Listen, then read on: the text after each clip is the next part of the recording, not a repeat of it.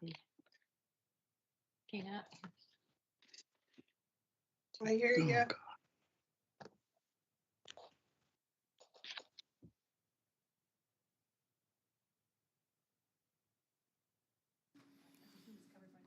Have we started? Okay, good afternoon, directors. Good afternoon. We have Hi.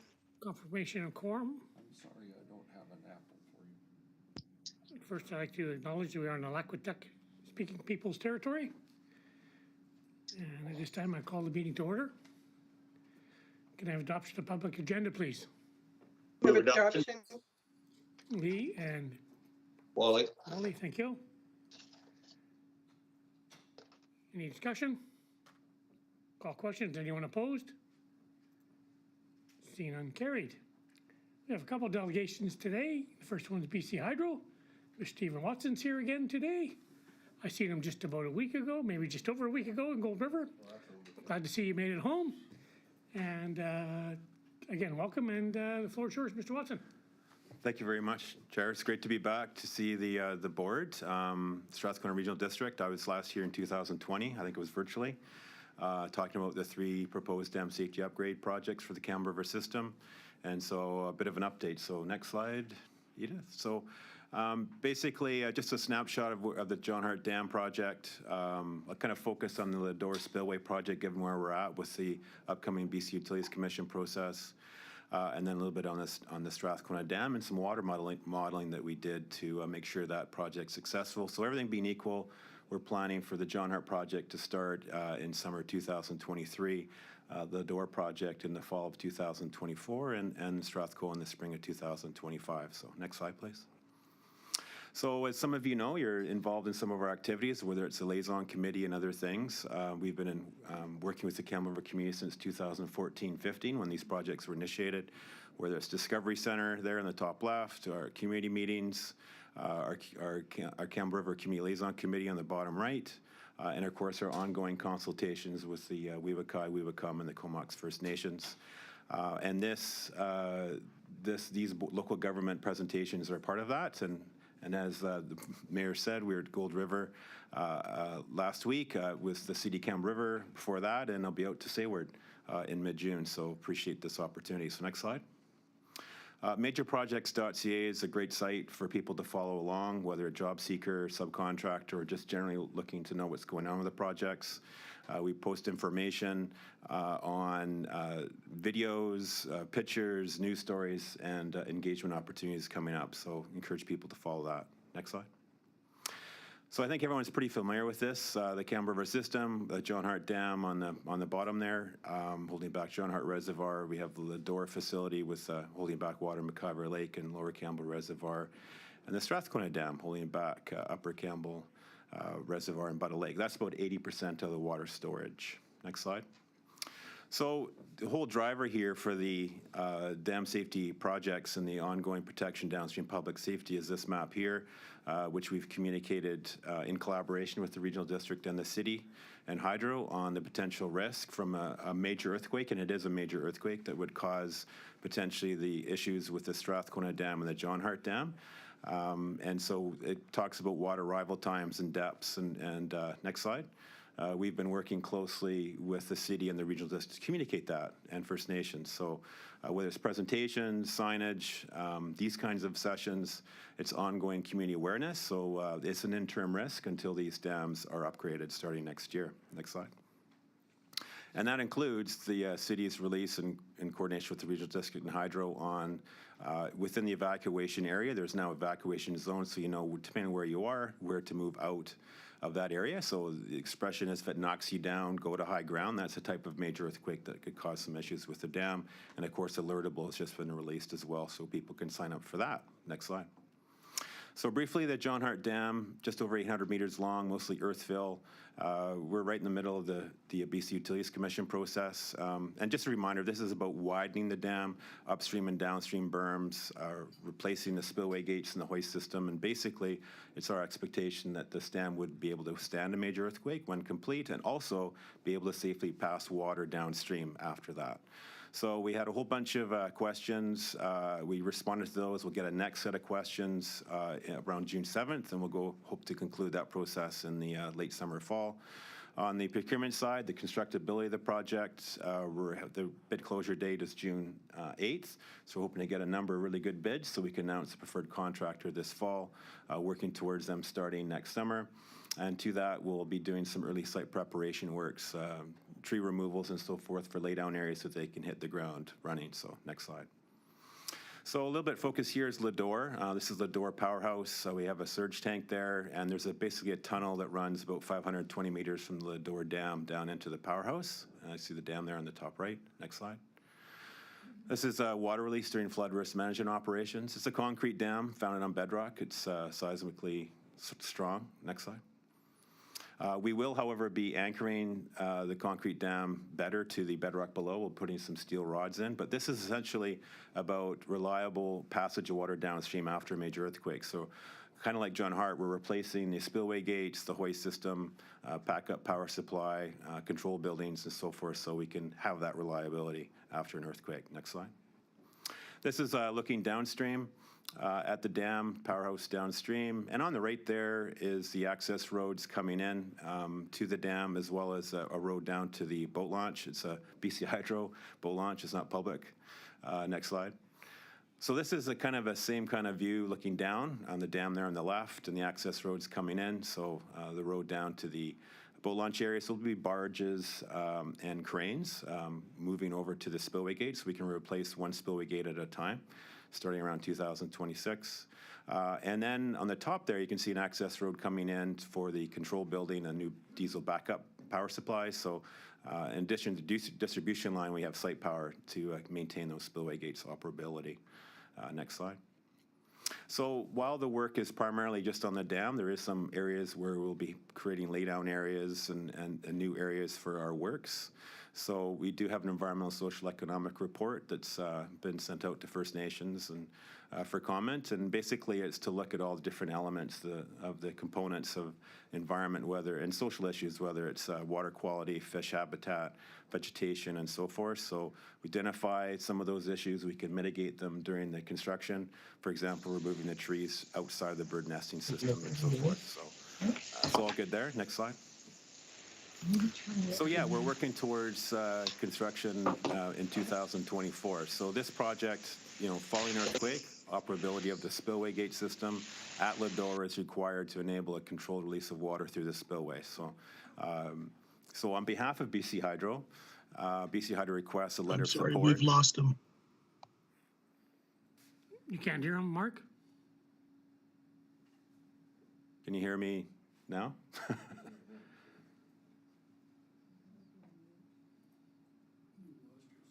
think we've lost Mark. You can't hear. Can anybody hear us? I can hear you, Chair, but I can't hear Steve. That's, can you hear me now, Brenda? Yeah. Okay, maybe it's a little glitch. Okay, we're good to go. Okay. So yeah, we're looking for a letter of support from the Strathcona Regional District Board for the upcoming BC Utilities Commission regulatory process for the Ladore Spillway Seismic Upgrade Project. And we're looking to ideally have that letter by, for that application that will be filed in late summer. So we can talk about that more later if you like. Next slide.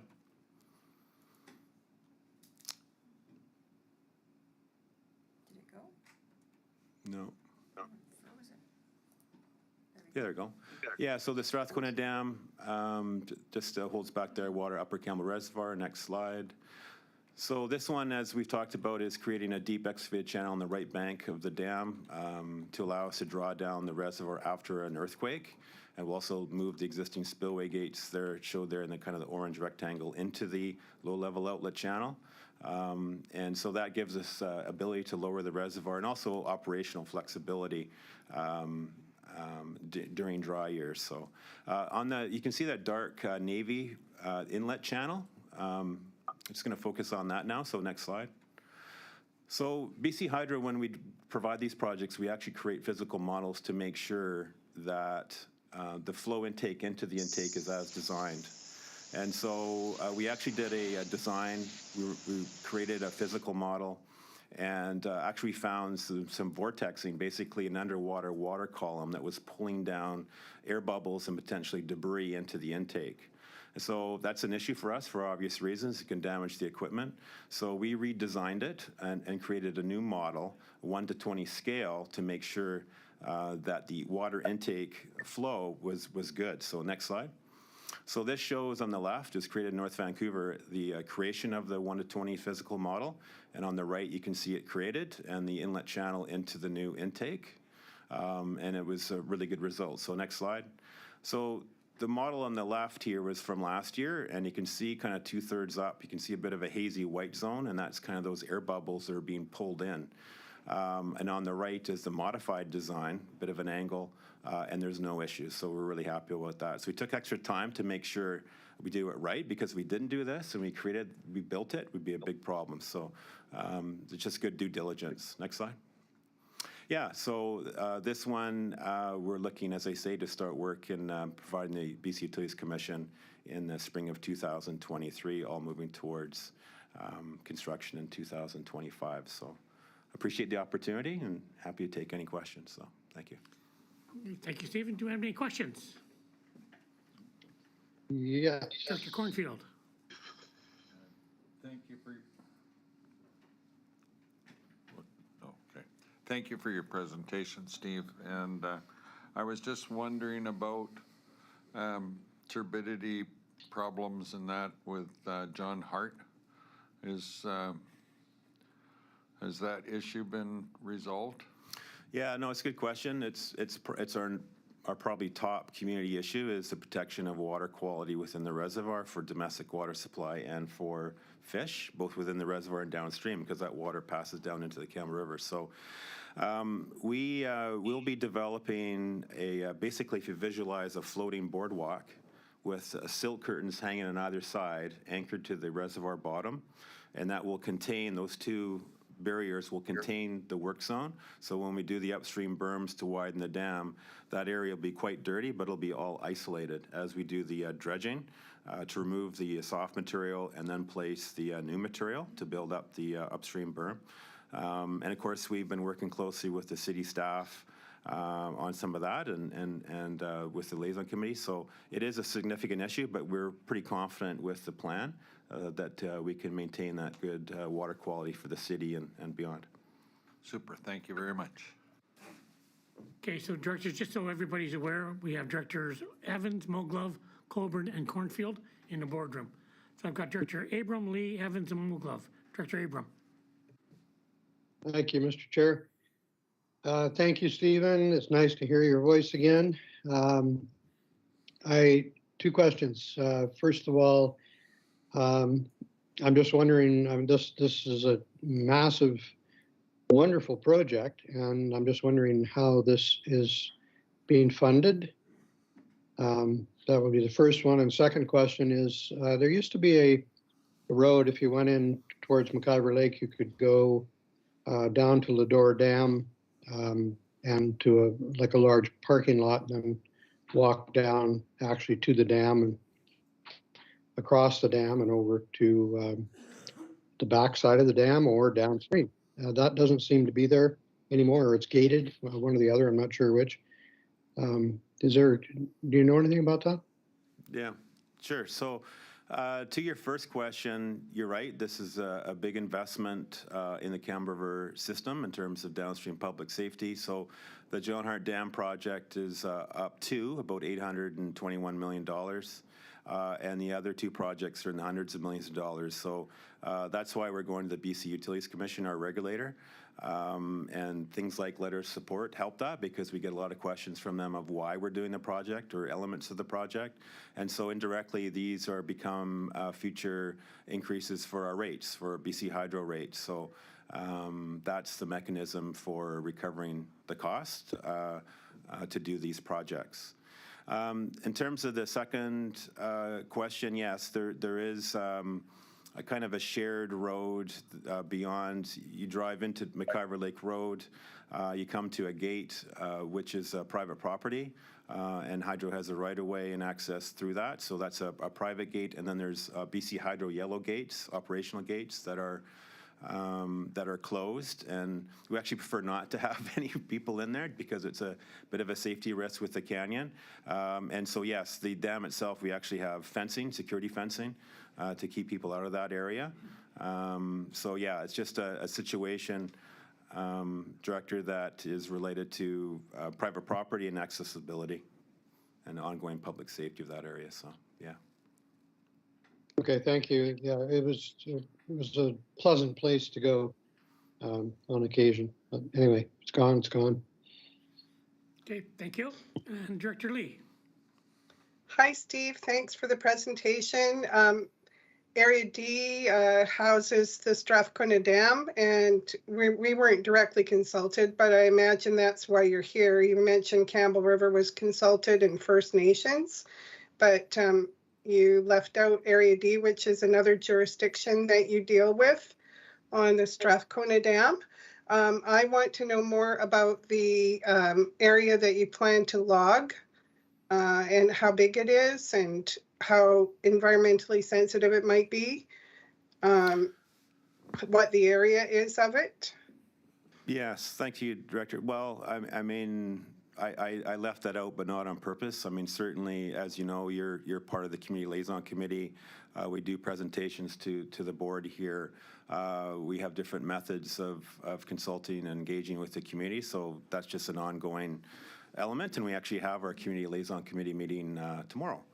We meet 2 or 3 times a year, so we're always welcome to comments and input on these projects. So I assume you're talking about the Strathcona Dam in terms of tree removals for Yeah. the new low-level outlet area. So that has been coordinated. It's partly BC Hydro property. There was some area that was Mosaic. And we've talked to them and acquired a piece of property. So it basically allows us to, now that we own it, we will be doing tree removals along that area of the channel and some additional laydown areas just downstream of the spillway channel.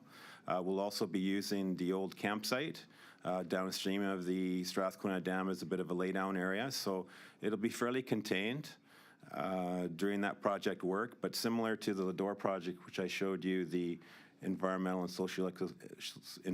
social economic report, we looked at all the various components, environment and wildlife and vegetation, and that report is ongoing, and we provide that to First Nations and government agencies, and it's available to yourself as well at some point here too, so you can comment and see those details. Mm-hmm. Well, I should be part of your referral list since it's my area of jurisdiction, the Strathcona Dam.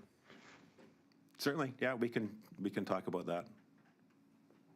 Okay, thank you. So I've got Director Evans, Moglove, and then Davis. Director Evans. Thank you. And thank you, Stephen, for your report and update. It's great. I do have 2 questions, but before I go into them, just want to say I really like the iterations of the major project site. That's just great, a great place to go for information and updates, and your Discovery Center. And I know you didn't include this in the mention today, but you had a significant milestone that you might want to mention. My question, Chair, is related to just snowpack and the unusual water amount of water that we've had. And do you have any concerns in terms of water flow or what that is going to do this year compared to last year? I know you monitor this extremely closely. Yeah, thank you very much. Yeah, the Campbell River Hydroelectric Facilities Discovery Center had our 100,000th visitor since it opened, so that was a great milestone, so thank you very much. And the majorprojects.ca site is providing that information, which is great, so thank you. In terms of the water supply forecast, you know, we have a February to September water supply period where we consider snowpack and rainfall and historical information and what to expect. And actually, February, March were very dry, like very dry. But as we all know, it's been very wet and cool since April. So the snowpack was actually quite a bit below normal, but it's been steadily increasing to mid-May, and only in the last few days has the actual line started to go downward for the snow melt. So the actual inflows in the Campbell River system have not been that significant because it's been cooler and the precipitation has fallen as snow. So the reservoir upstream is a bit lower than normal. And we're keeping a close eye on that, but depending on how warm it gets, it can melt quite quickly. And given the snowpack is well above normal now, we're kind of balancing that. So we're balancing river flows with the salmon, smolt, fry outmigration. And so we have the targeted flow in place for that, which is great. But we're just really hoping for some warm weather, like I think everyone else, for that snow to melt. So I think overall, we're probably around 90% of normal from the February to September period, but I think it's a little bit higher than that maybe from the residual, like between now and then, because of all that snow to come. So I think compared to last year, it may be similar in terms of reservoir levels, like we'll be just within the recreational bands for summer recreation, like Upper Campbell Reservoir, for example, McIver Lake, and the river flow may be a little bit higher as we manage the inflows into July, but then we'll come right back down as we do for the summer period. So yeah, Okay. thank you. Yeah, thank you for that. And if I may, just a second quick question. I know on one of your slides you talked about the alert system, and I'm just Yes. wondering, has there been a good response to that, or how is that right now? Yeah, I'm not too sure. I know that's coordinated through the regional district and city staff, and I know they have a lot of people signed up for it, and certainly, you know, the type of messaging that can be provided, whether it's forest fires or flood events or any kind of emergency event, it's really quite fascinating how they can narrow it down and target certain folks in certain areas. And so if people are not on it, I would encourage them to sign up for that key information. Maybe Thank you. there's more opportunities for a partnership to promote it as well. So, Absolutely. Okay, thank you. Great, thank you. And Director Mogilov. Thank you. Thank you, Steve, for your presentation. This is actually a question on process and through to staff, perhaps. There's a request for a letter of support, and I'm wondering when would that be appropriate to make that motion? Would it be after we receive Mr. Watson's report or somewhere later? Okay, so I'll make that when the time is right. Thanks. And Director Davis. Yeah, thank you, Chair, and thank you, Steve, for your excellent presentation. My question, well, I guess what I'm looking for is just a little bit more information on your plan for if we have a catastrophic earthquake, like something around 8, and say the dams are starting to fail, like how you did allude to it, but what is the plan to deal with that? That's not an easy response to that question. No, but it's a really important question. And that's why, you know, BC Hydro is a dam safety program where we're always looking at our facilities and weekly inspections or visual inspections to about every 7 years, we have complete reviews of our dams and independent reviews. So through that diligent process, that's why we have these 3 proposed projects and identify the potential risk to them from a major earthquake and why we're undertaking these big projects. So, but in the interim, that's why we've communicated this risk, and there's a lot of, you know, well, what kind of an earthquake could cause that? And so that's why, in terms of that major earthquake, we developed that saying, if it knocks you down, you go to high ground. But in the actuality of an earthquake, you know, BC Hydro developed a modeling study at about $10 million, and I think it took about 6 years to agree on a model with international experts, which in itself was an achievement, to basically identify this type of like a magnitude 9 earthquake that could last for about 3 minutes.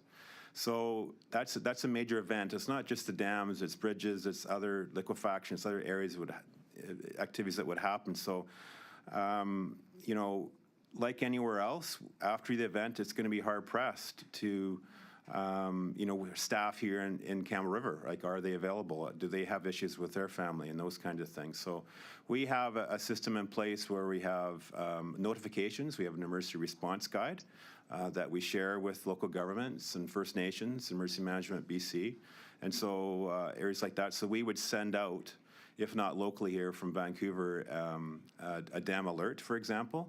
But it's not like there's going to be a warning system, like a siren system like that. It's basically, we're trying to educate people about that, yeah, if it knocks you down, go to high ground method of that, you know, drop, cover, and holds, and then move out of that evacuation area. But as I pointed out, it's not just in Campbell River. That map also shows that part of the water flow would go down Mohan Creek and potentially take out the highway bridge closer to Sayward. So, yeah, it would be a pretty, it would be a large event and significant impacts to the system. So that's why we're undertaking these projects. Okay, just further to that, if there was a large shake and you're worried about the dam breaching, is there some sort of system where you can release larger quantities of water without, just letting everything go all at once when it finally fails? Yeah, that's right. I mean, basically, we have first order of business is to get a helicopter as soon as possible and visually look at the dams, as well as lowering the reservoir levels, especially at John Hart Dam itself in the interim until we have these projects in place. So we have protocols to have staff do certain elements. Of course, we'll set up immediately our emergency operations center and all those kind of things. So we do have processes and protocols in place to respond to an earthquake, as well as communications issues and things like that. And are you saying that you don't have like an audio warning system? It's all dependent on, our digital technologies and that system working? Well, it's a combination of just the educational awareness if you live within the evacuation area that if it knocks you down, go to high ground. There's also alertable, and depends how quickly that would be up and running after immediate earthquake. Hopefully it'd be quick. But we're not going to know all the information in the first, it could be, it's not like in the first hour or two we'll provide information on the dams. We have to take time to assess it. But as a precaution, we would work with local governments and the regional districts so they could advise the community on the appropriate course of action. So you don't have a warning siren that can alert people directly? No, we looked at that, but the reality is it would likely not work through damage, power supply loss, and it's not something where we want people to depend on a warning system that may not work and stay in place. Right. No, I guess my point is it'd be good to have some redundancy. It's great that we have digital systems that may or may not work, but it'd also be good to have sirens that could potentially work. Okay, That's my comment. Thanks. thank you, Director Davis. I don't see any further questions, so I'm going to call question on receipt. Anyone opposed? See none carried, and I think Director Cornfield first had a subsequent. Thank you, Chair, and I would move that the Strathcona Regional District send a letter of support to the BC Utilities Commission for BC Hydro's Lador Spillway Seismic Upgrade Project. Do I have a seconder? Evans, thank you. Any discussion? Seeing none, I'll call questions. Anyone opposed? Seeing none, carried. Thank you, and thank you again, Mr. Watson, for your presentation. And Director Davis, if I could just ask you to take your hands down, please. Sure. Thank you. And moving on the agenda. See if we have it on screen. It's coming.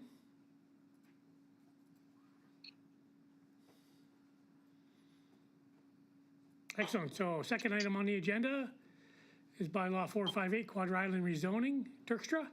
And we have Mr. Turkstra here to have a presentation to the board. Welcome, Mr. Turkstra.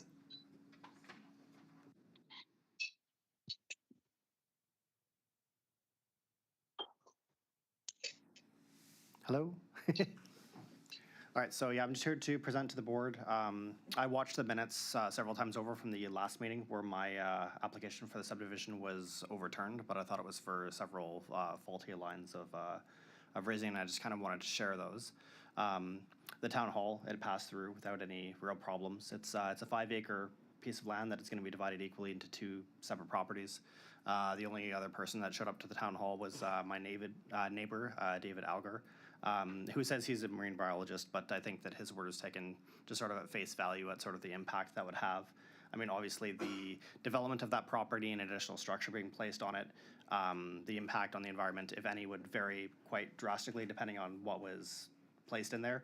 And so I think for this stage of the subdivision, that it would be most appropriate to, I mean, you could have an environmental assessment done, and I'm not against that. But obviously, the you know, where the structure is built, what proximity it has to the wetlands, all that kind of thing is going to have a very sort of different impact on the environment than a smaller structure or something located in a different area on the property itself. The OCP has already slated my property to be rezoned for this particular densification that I applied for, so it's not outside of the purview of the SRD's plan for my property to have that subdivision take place. And I think that was most of what I had. It's not going to be a super long engagement, but yeah, I'm like, for myself, I've worked in construction for 20 years on the ground. I understand there is a distinction between environmental stewardship, which I wholeheartedly support, and then just, you know, straight out environmental activism, which has its place. But it's more that, you know, if the SRD council or board wants me to have an environmental assessment done, that's I think that's good proactiveness, and I would fully support that. But I think that just outright shutting it down, especially at this juncture where it's only at the subdivision process, not at the construction or development process, would be a mistake. Okay, thank you. And we have questions. Director Abram. Yes. First of all, I'd like to say thank you, Jonathan, for your very respectful and thoughtful letter and your presentation, and thanks for coming today. And I'm pleased to say that I fully support reconsideration of the decision and will make the motion at the appropriate time of the meeting. It's actually coming up shortly after adoption of minutes, so if you want to stick around online, if you're online, you'll get to hear that. I'm very pleased that, you know, the applicant, being you, is willing to carry out whatever studies at the time of subdivision are necessary and adhering to the outcome of those reports.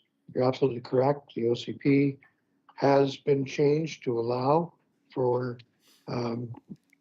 type of subdivision, the type of division of your property that you are looking at. And, you know, that was a 3-year process. Community had totally agreed with it. So I thank you very much for your presentation. I'm very sorry for the undue stress that you may have been put through due to trying to please everyone. So it's a very fine line to do that.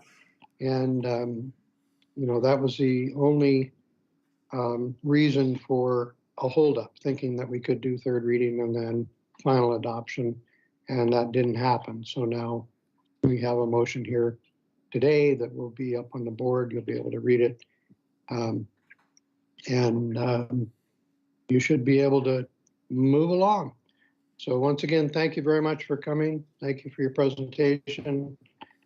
Thank you for your politeness and thoughtfulness. Thank you, Director.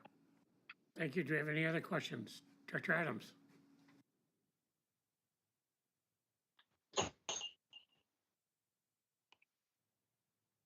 You're muted, Mike. Are you muted? Can't hear you.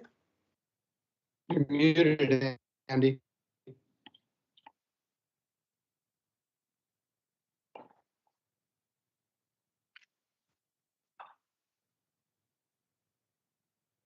Still muted.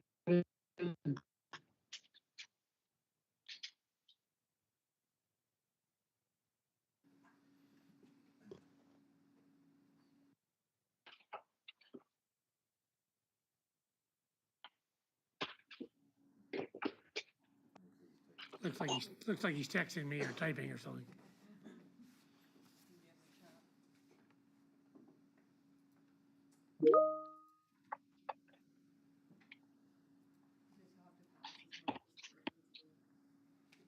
Try now, Andy. No. No. Okay, you'll pass Oh, for now. yeah, Okay, thank you. I heard. Okay, if there's no other discussion, I'll call question on receipt. Anyone opposed? Carried. On to item E, adoption of the minutes for the regular meeting, May 11th. Move adoption. Second. Lee and Cornfield. Any errors or omissions? See none, I'll call question. Anyone opposed? See none, carried. Item F, business arising from the minutes, bylaw 458 Quadra Island rezoning, RZ Mr. 3Z Turkstra. Yeah. Motion Mr. received. Chair, Mr. Chair, if I may make the motion that Edie has to put it up on the screen, I believe. Okay,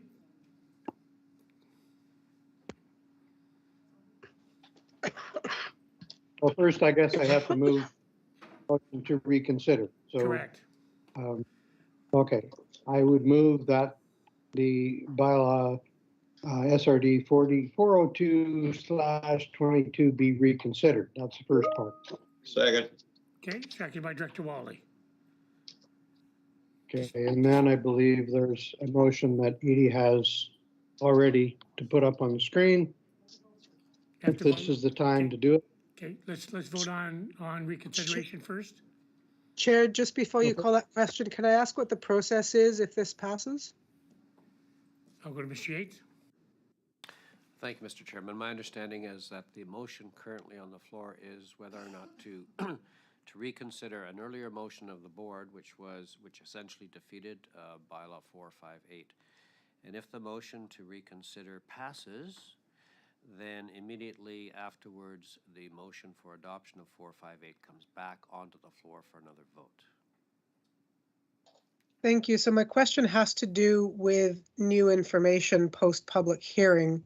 And is the information we just received or anything we're about to receive new information that would trigger another public hearing, which I'm not adverse to? I'm just wanting to know what we're about to wade into.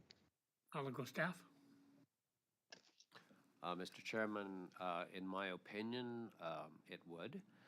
And by that I mean this would be information received following the close of a public hearing that was not available to all participants in the hearing. And for that reason alone, the board may wish to have another hearing to have that information fully available. That will be a board decision, if this passes. Thank you. Thank you. Okay, I don't see any other discussion. Director Lee. I have the same concerns as Director Anderson. I have no problem going back to public hearing. We have made a final decision on the bylaw after the public hearing based on what we heard. And Mr. Turkstra talked about where he would place the buildings and that he would be willing to do an environmental assessment to show how this development could impact the wetlands. And I think that that should be part of the next public hearing. I don't think that once we've denied a bylaw that we should reconsider it just because there was the next door neighbor objecting. And I think we enter into some potential legal liability if we do that without going back to public hearing to give the other side an opportunity to address the issues. So I don't have a problem going back to public hearing. I don't think we should be doing this today. Okay, well, that can come up either whether you decide to reconsider or not. Okay. Director Abram. Well, that is what we're deciding at present. So any staff wisdom procedurally here would be really welcome, Mr. Chair. Correct. Director Abram.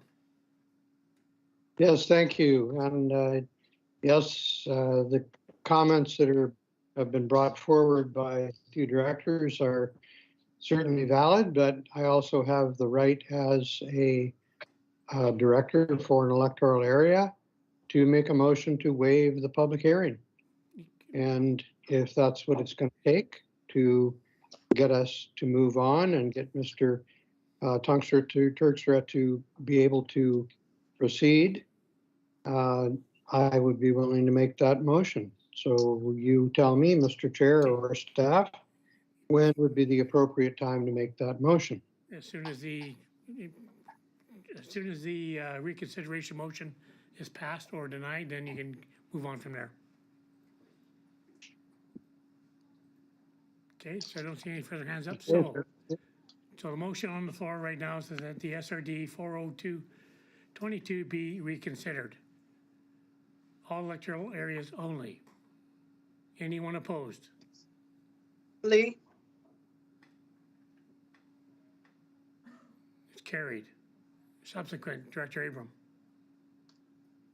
Thank you, Mr. Chair. So the subsequent, I believe, Edie, do you have that ready to post? I saw it earlier. So there it is. LR 458. Fire on. Okay, so the one that's on the screen is, Yes, this is the motion, the bylaw number 458 being Quadro Island zoning bylaw 1990 amendment number 138 be now reconsidered, finally passed and adopted. moved by Director Abram. Do I have a seconder? Second. Director Wally and Director Anderson. Yeah, I don't have a super strong opinion on this application one way or the other, but I've never run into this process before, I don't think, in my memory. And I don't have confidence that if we pass this motion as presented by Director Abram, that we are in good standing. I think that we, as I heard from Mr. Yates, would indeed need to go back to public hearing. Whether that's waived or not is up to the board, but go through that process. And if Director Abram did vote in the majority on this, and with Director Lee and I voted to defeat this, which is why he gets to bring it back, and that's fine. But I do want to know why the change of mind and heart, and would there be more information that could be brought to bear that would allay the concerns that we had 2 weeks ago when we defeated this, which seems like it would be new information. So just any wisdom on paths forward procedurally, I would be so grateful for. It feels very, very awkward. I'll go to Mr. Yates. Point of order. Director Abram? If you want to let Mr. Yates go ahead, that's fine, but I do have a point of order on the way the process is proceeding right now. If you want me to just say that real quick, I could suggest that in order to allay the concerns of Director Anderson, she's so concerned about this, that the motion to waive the bylaw or waive the public hearing be made first, and then we don't have to worry about having another public hearing or receiving new information. And by the way, this information was all received at the last public hearing. The information about the wetlands and all of that, it was already received once. So, I see no reason to go back to public hearing, delay Mr. Turkster once again. And I would hope that my fellow directors would support that and vote to waive the public hearing, and secondly, to reconsider the bylaw. Okay, there's no waiving of public hearing on the floor right now. Mr. Yates. Thank you, Mr. Chairman. So my understanding, Mr. Chairman, is that there has been a public hearing held. It was not waived. It's been held. It's been completed. The board considered the bylaw following the public hearing based on input at the public hearing and made a decision. What has happened today is that the board has reconsidered that decision, earlier decision being to defeat the bylaw, essentially. So now that has been reconsidered, the bylaw is now back in front of the board. If the board wishes to authorize another public hearing, it may do that by motion, but there is no public hearing pending. There's no public hearing. If the board wishes to go to public hearing, it may want to consider whether it will do so following third reading, which the bylaw has had, whether it wishes to rescind third reading, go back through the public hearing process or not.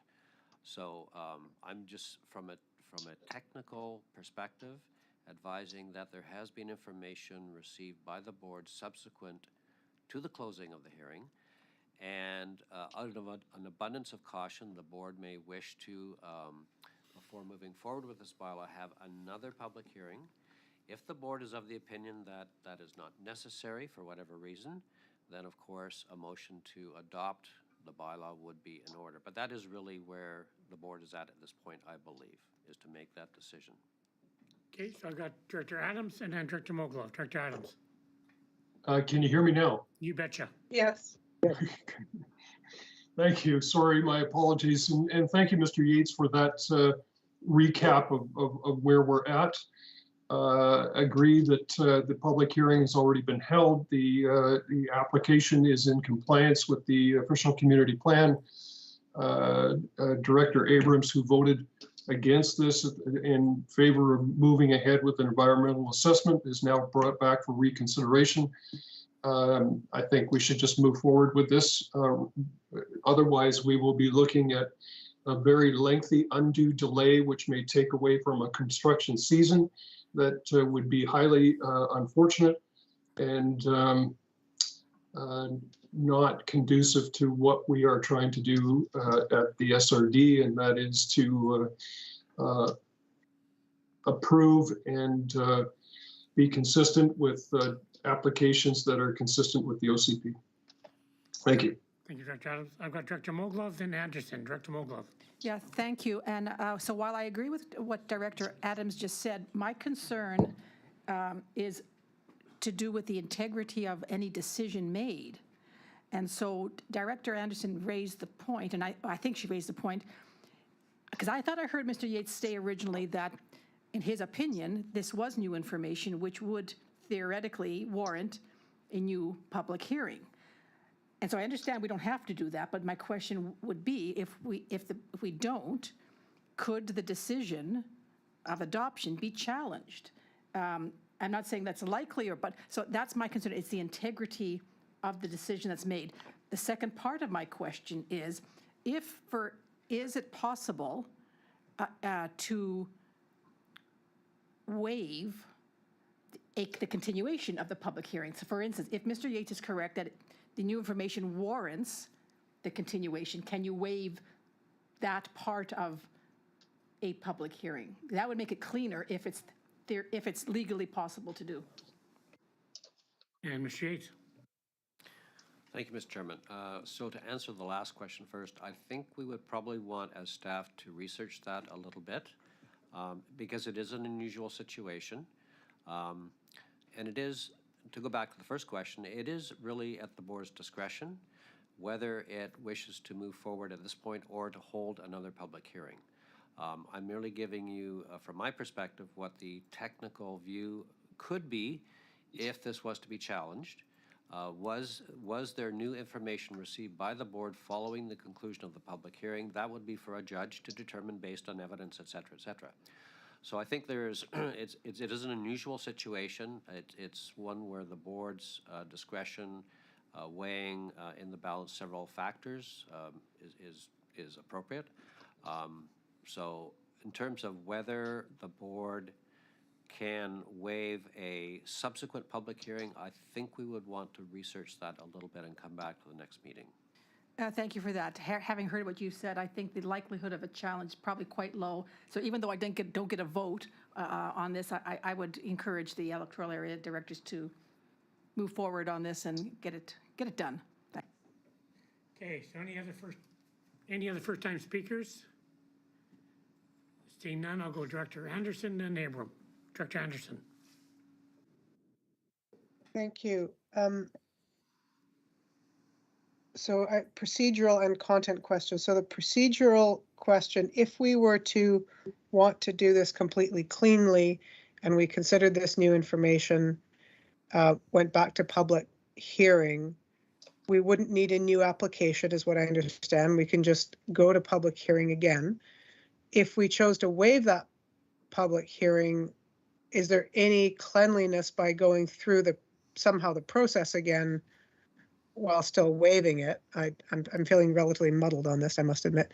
And then from a content perspective, I'm just wondering if Director Abram can share with us any rationale for the change of opinion on this one, or whether I don't think we can ask or require at this point that there be covenants or setbacks or siting plans or professional assessments, but is there anything that could be done to allay the concerns of the directors who did vote against it in the majority last time? So if staff and Director Abram wouldn't mind answering, I'd be grateful. I'll go to staff first. I think, Mr. Chair, where we're at right now with this is we're either going to recommend and finally pass this, and if not, hold another public hearing after third reading. So I think you just have to determine whether you're comfortable passing this without another public hearing. My personal opinion is it challengeable? Yes. Is it likely? No. Okay, Director Abram, to wrap up. Yes, thank you. I would love to. If Mr. Yates has already told us that we have the option to call for another public hearing, we would also have the option to waive a public hearing. Correct me if I'm wrong, Tom, but those are both political decisions to be made by directors by vote. Secondly, I would like to hear Director Anderson number in bullet form, the new information that we have received. What is new that we received since public hearing? If we have not received any new information, it's ludicrous for us to say that we have to go back to public hearing because we received new information when nobody can give us any new information right now or lay out any new information for me to look at. I am going based on what we already received prior to the public hearing. And I'm asking that we reconsider our decision, which was wrong. We should not have not passed this. It should have been passed and adopted. And that's what I want to do now. As Director Adams said, if I may, Mr. Chair, do what Director Adams said and just get on with it and let this person do work in the building season. And there will be further studies done we're going to have Island Health looking at it. We know we're going to have MOTI looking at it. So there will be possibly further studies that will come forward in the staff-driven process, not the political process. So I'm asking that we've already reconsidered it. We are reconsidering it right now, and I'm now asking that we finally pass and adopt it. Okay, thank you. Going to call question on the motion. Mr. Chair, I had my hand up for a long time. You had it up, you had it down, Director Lee. It's hard to I keep know, track. but I've been trying to get your attention on it. Well, as I said before the last meeting, when your hand's up, your hand's up. When you take it down, I'm moving I forward. have a question before I vote on this. And it's the electoral area directors only, right? Correct. The question I have is when Mr. Turkstra just made the presentation to us, he said it could affect the wetland depending on where he put the structure, and so I assume from him saying that there hasn't been a site plan. We would like to see an environmental impact study for the wetland. There were only 2 speakers at the public hearing, Mr. Turkstra and his next door neighbor, who's a biologist and who spoke very strongly against any impacts on that wetland. And the new information to me would be that, there wasn't a site plan identified and there hasn't been an environmental assessment plan.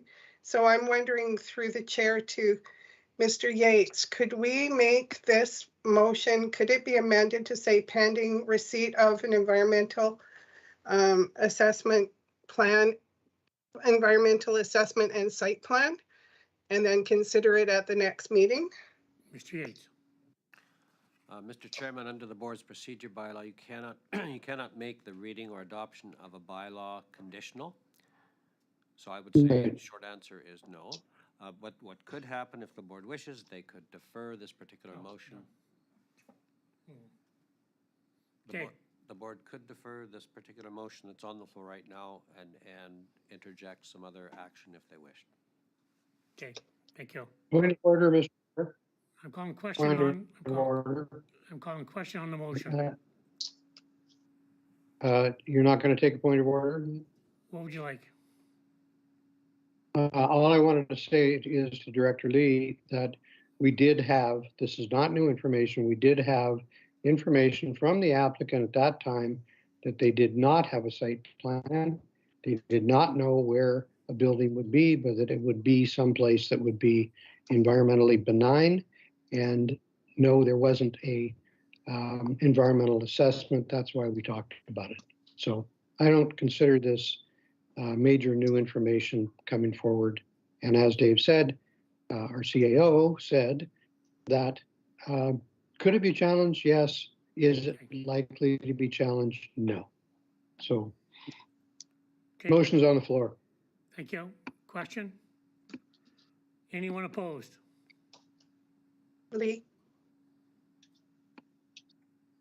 Motion's carried. Thank you. There you go, Mr. Turkstra. Next item on the agenda, Chair's report. I have no report at this time, thank you.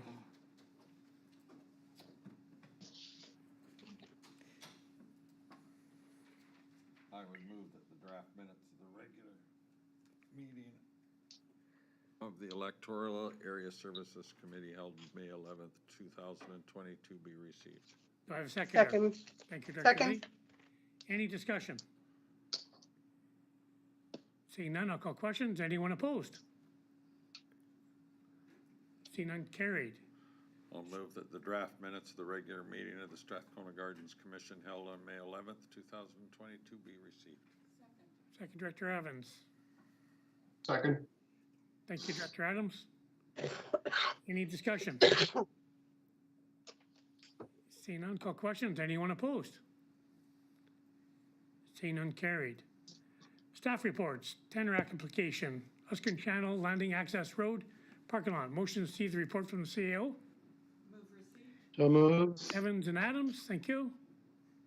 Nothing, And CO, nothing to add, It's Mr. Chair. actually, go. And Director Abram on receipt. yes, on receipt. Okay. Need to go to a legal opinion, and this is basically simply asking for a legal opinion. Okay, And I would still, go ahead. well, I just did, let's Go ahead. through, let's pass receipt first then. If you're gonna start talking about the legal opinion, let's question on receipt then. Anyone opposed receipt? I just had a question. Director Cornfield. Would it not be prudent to secure more land than just the roadway? In other words, to allow for future parking growth requirement. With CO? I think, Mr. Chair, the question at the committee was ownership of the road, and the legal opinion is on does highways own the road or do they not? So that's really what the motion speaks to.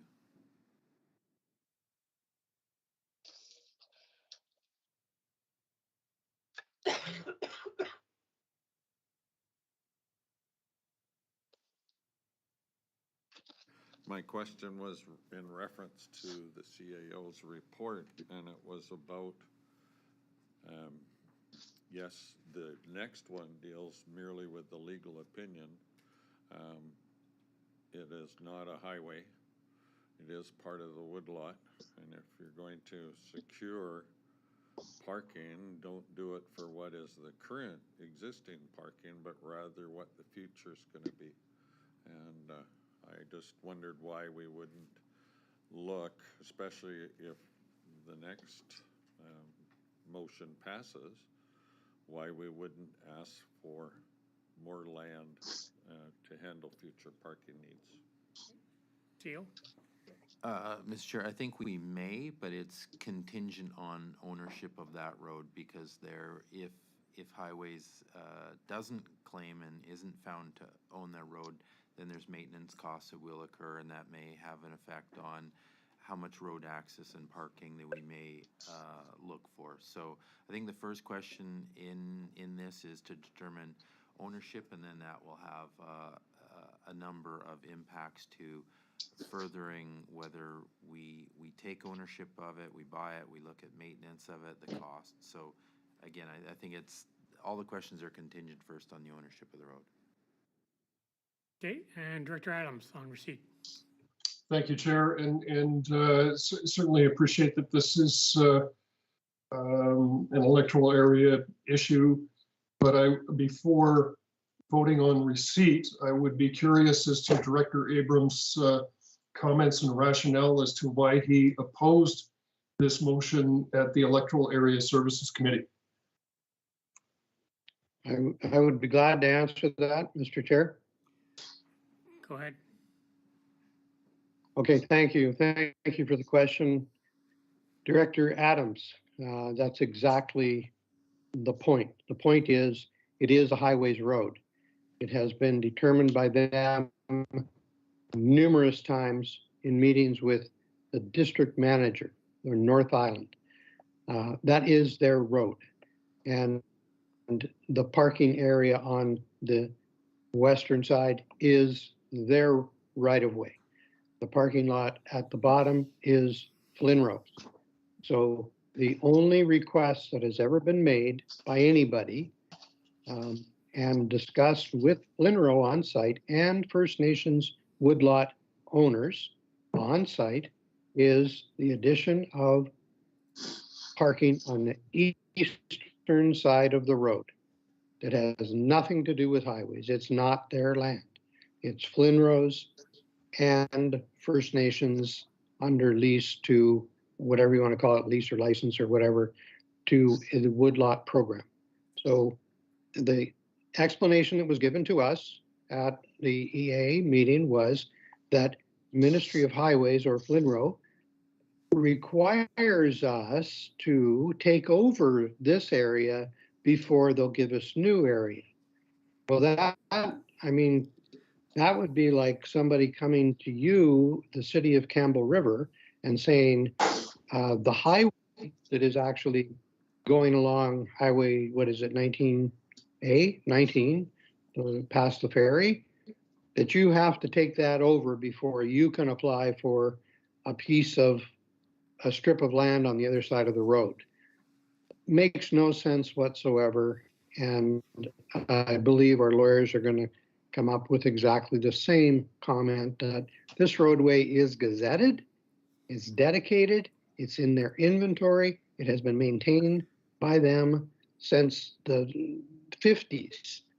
And why on earth we would assume that cost, I have no idea, because it would be phenomenally expensive.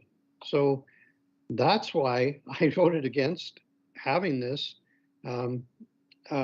additional cost and unnecessary transfer of authority to the Strathcona Regional District. It's not the area we want.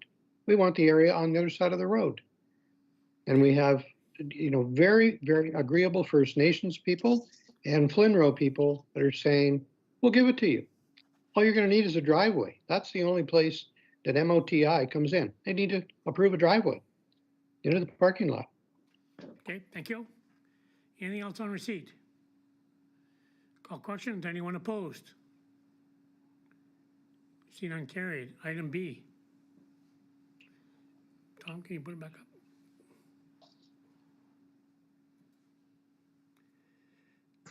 Item B, legal opinion be obtained on the access roadway and proposed parking lot for the expansion. All directors, do I have a motion? Director Cornfield moves it. Do I have a seconder? Second, Wally. Wally, and discussion? Yes, Mr. Chair. Go ahead. You know, I don't really have any great objection to receiving a legal opinion, but I think it's a waste of our money when staff are completely capable of dealing with Ministry of Transportation and Infrastructure and just looking at their maps. Their maps show whether a road is gazetted or not gazetted. And anybody can look at those maps anytime. Okay. So I would prefer that we just have staff look at it, save ourselves a whole bunch of money, which will come out of Area C, by the way, I assume, even though it's a board vote. So I'm against having a legal opinion. I'd rather have a staff opinion. Okay, thank you. Director Cornfield? No? No? Any other discussion? Seeing Director Yeah, Anderson? yes, one. Thank you.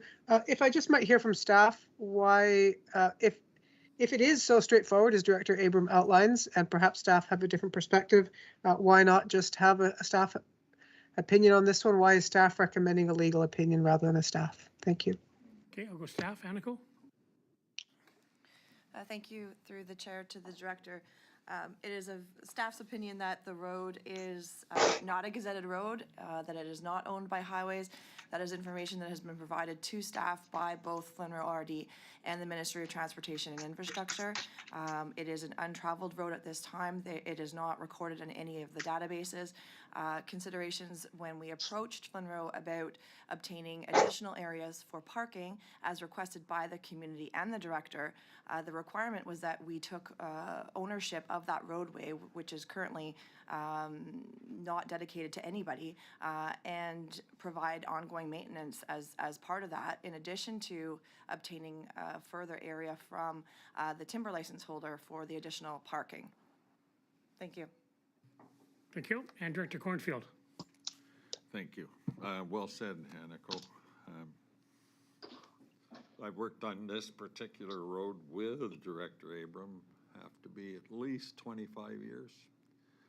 And in any road is, if it's not a dedicated highway, it falls under the Ministry of Forests, especially when it's in provincial forest land, and it's their responsibility. They like to avoid that responsibility, and if they can, move it to someone else. But I think that getting the legal opinion is the appropriate way to be absolutely certain as to whose responsibility is it. And yes, if the people that live in electoral area see that utilize this parking lot to access their private properties on another island, and everybody else that uses it, there's a cost to be done or to be borne by the people in Area C. If the electoral area director doesn't want to do that, well, that's up to them. It's not up to me. So, but I agree with Aniko's assessment of the status of the roads. Okay, thank you. Any other first-time speakers? Seeing none, to wrap up then, Director Abram. Yeah, just, you know, when we went through this one time before about the last 300 feet of roadway as to whether or not they could maintain it or not, and it turned out that it was fairly impractical to do so because it's right at the tide mark and it's very steep, very tough for their grader. Okay, fine. So the community took it over on a handshake deal. The rest of it, we have, and I can access them. We have documents that came from Highways that show that it is a Highways road, and the information that has been given to staff at this time by the present staff at MOTI is incorrect. The other part of it is that this road was, you know, being used to access our park at the end of the road for people to transport people and goods back to and from the outer islands. However, what is filling that road up now is not the outer island people. It's all the tourists that are coming to Quadra Island from all parts of the world that are completely plugging it up. And, you know, we've had this issue before us before when we talked about marine trails and them wanting to use it as a dedicated launch site, et cetera, for tax. So, you know, I think that there needs to be a with staff at Mochi. Call the question. This is irrelevant. Call the question, please. We're getting off this. On the motion, we're going to carry on with the motion. Going to call question on the motion. Completely irrelevant to what Director Adams had to say. Okay, you've made your point, Director Abram. Going to call question on the motion. Motion that legal opinion be obtained for the access road and proposed parking lot for expansion. This is all directors. Anyone opposed? Abram. Motion is carried. Item 2, Director Remuneration Variances. Motion to receive the report. I would move that the report of the CAO be received. Cornfield and Lee, and go to the CAO. Thank you, Mr. Chair. At the last meeting, the SOFI report, a statement of financial information, was provided for the board and outlines director's remuneration for the year.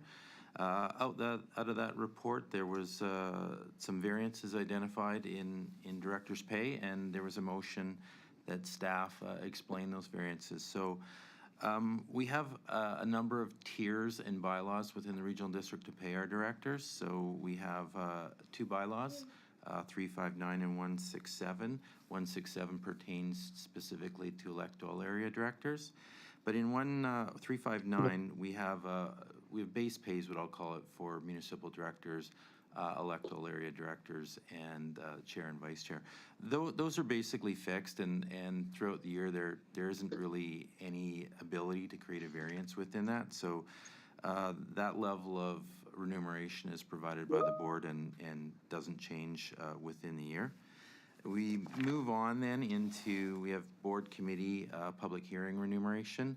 Now, for the most part, the board, we establish a board calendar. It has about an equal number of meetings, board committee meetings. We have municipal services, First Nations, etc. And with the odd exception, meetings canceled, we can identify what the meeting schedule is throughout the year. The only exception to that is public hearings for the most part. Public hearings happen throughout the year and are unscheduled at the start of the year. So if you're an EA director and you attend the public hearings, there's ability to create more remuneration as a result of that, and you'll see that through the EA directors. External agency appointments. Through COVID, this is interesting, is that for the most part, we found that most external agencies weren't meeting. So again, there's quite a variance in the high and the low. We found that most folks weren't even meeting virtually or holding their meetings, again, with the exceptions and the variances you can see in that. And then the final is bylaw 167. That's the EA's bylaw, and that is compensable meetings at about 3 years ago. Excuse me? It's got the numbers backwards. Oh, sorry. The electoral errors compensable meetings bylaw that allowed EA directors to be compensated for town hall meetings, meetings with senior staff, and myself included. That bylaw was introduced about 2.5, 3 years ago, and is only available to electoral area directors to make claims for, and you can see in the chart below the variances identified in the year 2021. So that's kind of a summary of directors' remuneration and variances, and happy to answer any questions. Any questions on report? Director Cornfield. Thank you for the report. On page 2, under external agency remuneration, I notice that you're listed as the low end a CR municipal director. Do you know who? I do. I didn't feel it was necessary to put names. It was just to establish kind of a high-low, just to, again, the direction was to provide a variance in there, and you can see that. As long as it wasn't me. It wasn't you. Thank you. Because I've never claimed for one. Under the electoral area supplemental compensation, which is in the next paragraph down, it says in 2019, the board created electoral area bylaw number 359, expanding the list and types. And I don't ever remember. I remember we voted on the electoral area administrative function, but I don't ever remember where we went along with attendance at an FCM meeting, UBCM, ABICC. We've always covered travel and registration expenses, but we've never been paid for a meeting yet. If I may, Mr. Chair, so that bylaw was created now. It was received by the board. The board votes on that, but the bylaw itself was only voted on by EA directors. The funds for that come out of EA admin, but the board would have voted on receipt of that only. Right, but that's, so the board didn't pass it. The electoral areas passed it. And I want to make sure that the public is very clear on that. Yeah. Because if there's no way that I would have supported anything that says that you go off to a convention, and I've been doing it for over 20 years, where you actually get paid to attend. There's something just not right with that. And I look at the other things, I mean, compensatable meetings are supposed to be there to compensate you for loss of the day or time, or, you know, you've got to travel and you're going to attend a meeting just like you came to attend this one. And that's fair enough. But it's not there to generate revenue. And, you know, I look at every single one of the virtual meetings that we had and attended, and I never once thought about claiming for one of those. To me, I find it, I just wanted to make sure that, in fact, it wasn't the whole board that passed it, that these decisions are solely the EA's. Okay. Thank you. Anybody else on receipt? Seeing none, I'll call question on receipt. Anyone opposed? Seeing none carried. And Director Adams? Subsequent, Chair, I'm going to move that an independent audit of the SRD board members' remuneration and expenses be conducted immediately to confirm the variances outlined in the report from the CAO. Do I have a seconder? Second. Second, Baker. Okay, I got choices. So Director Moglove, second it. Moved by Director Adams, second by Director Moglove. Is there any discussion? Chair, if I could just briefly comment on it, following up on the comments from Director Cornfield. I think it's prudent for the SRD to have an audit being done at arm's length, just to ensure that we are in compliance with our own bylaws and make sure that we are doing things the way that they were intended with the motions that were previously approved. Thank you. Thank you, Director Adams. Director Moglove? Thank you. When this issue came to the board originally, whenever that was, I do recall the discussion around the table about meetings. What constituted a meeting for which a fee could theoretically be claimed? And I recall my deep concern as to making sure that it was tight enough that everyone was on the same page, so that if I, had a 10-minute meeting with our CAO about something, that's not a compensable meeting. So I recall being very concerned about, so if this motion passes, will that be part of the audit, i.e. how the bylaw is worded in terms of compensable meetings? CAO? I think we can look at everything there. I mean, there's certain levels of interpretation of the bylaw that staff look at when it's submitted, but it's also not our role to, call you a liar, to investigate whether the meeting held or who the people were there. I think the motion that is up there is broad enough that it will give us, or the third party, the ability to look at all aspects of the claims on expenses and remuneration. Okay, thank you. I've Director Abram, then Anderson. Director Abram. Yeah, just to jog your memory, we just had I believe it was the last board meeting, we had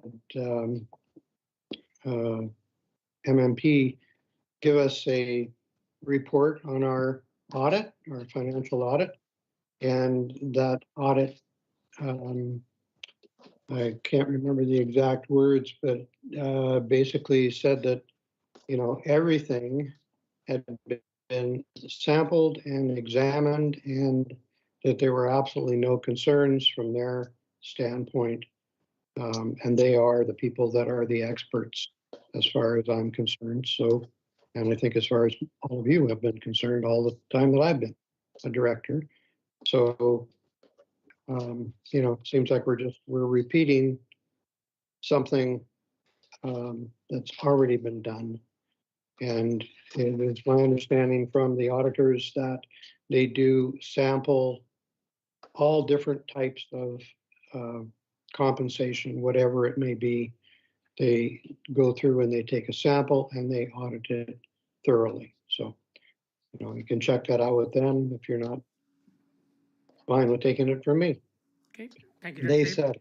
Thank you. I've got Director Anderson, Evans, and then Lee. Director Anderson. Thank you, Mr. Chair. I'm just taking a look at that paragraph under the electoral area supplemental compensation and just trying to get really clear on what that includes. So that doesn't include board members or board meetings or committee meetings, because otherwise all 4 electoral area directors would have something there. So it's just those extra kinds of meetings, which, as I'm seeing here, include a town meeting. Now, I've been to a lot of virtual town meetings in 2021 and didn't occur to claim there because it was COVID. Hosted a whole schwack of them. There might have been 1 or 2 in person. I didn't even remember that was claimable. Then a meeting with staff at the SRD office. Okay. I don't think directors are going into the office a whole lot these days. I certainly am not.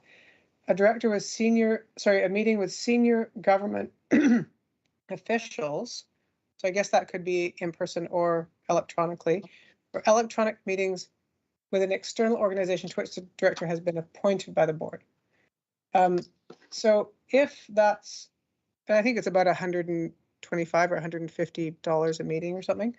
So my math just on that $9,000 divided by 150 was 60 meetings. So I'm just talking out loud because that's either 60 times coming into the SRD office or with senior government officials. I'm not sure in COVID how that comes to be. So okay.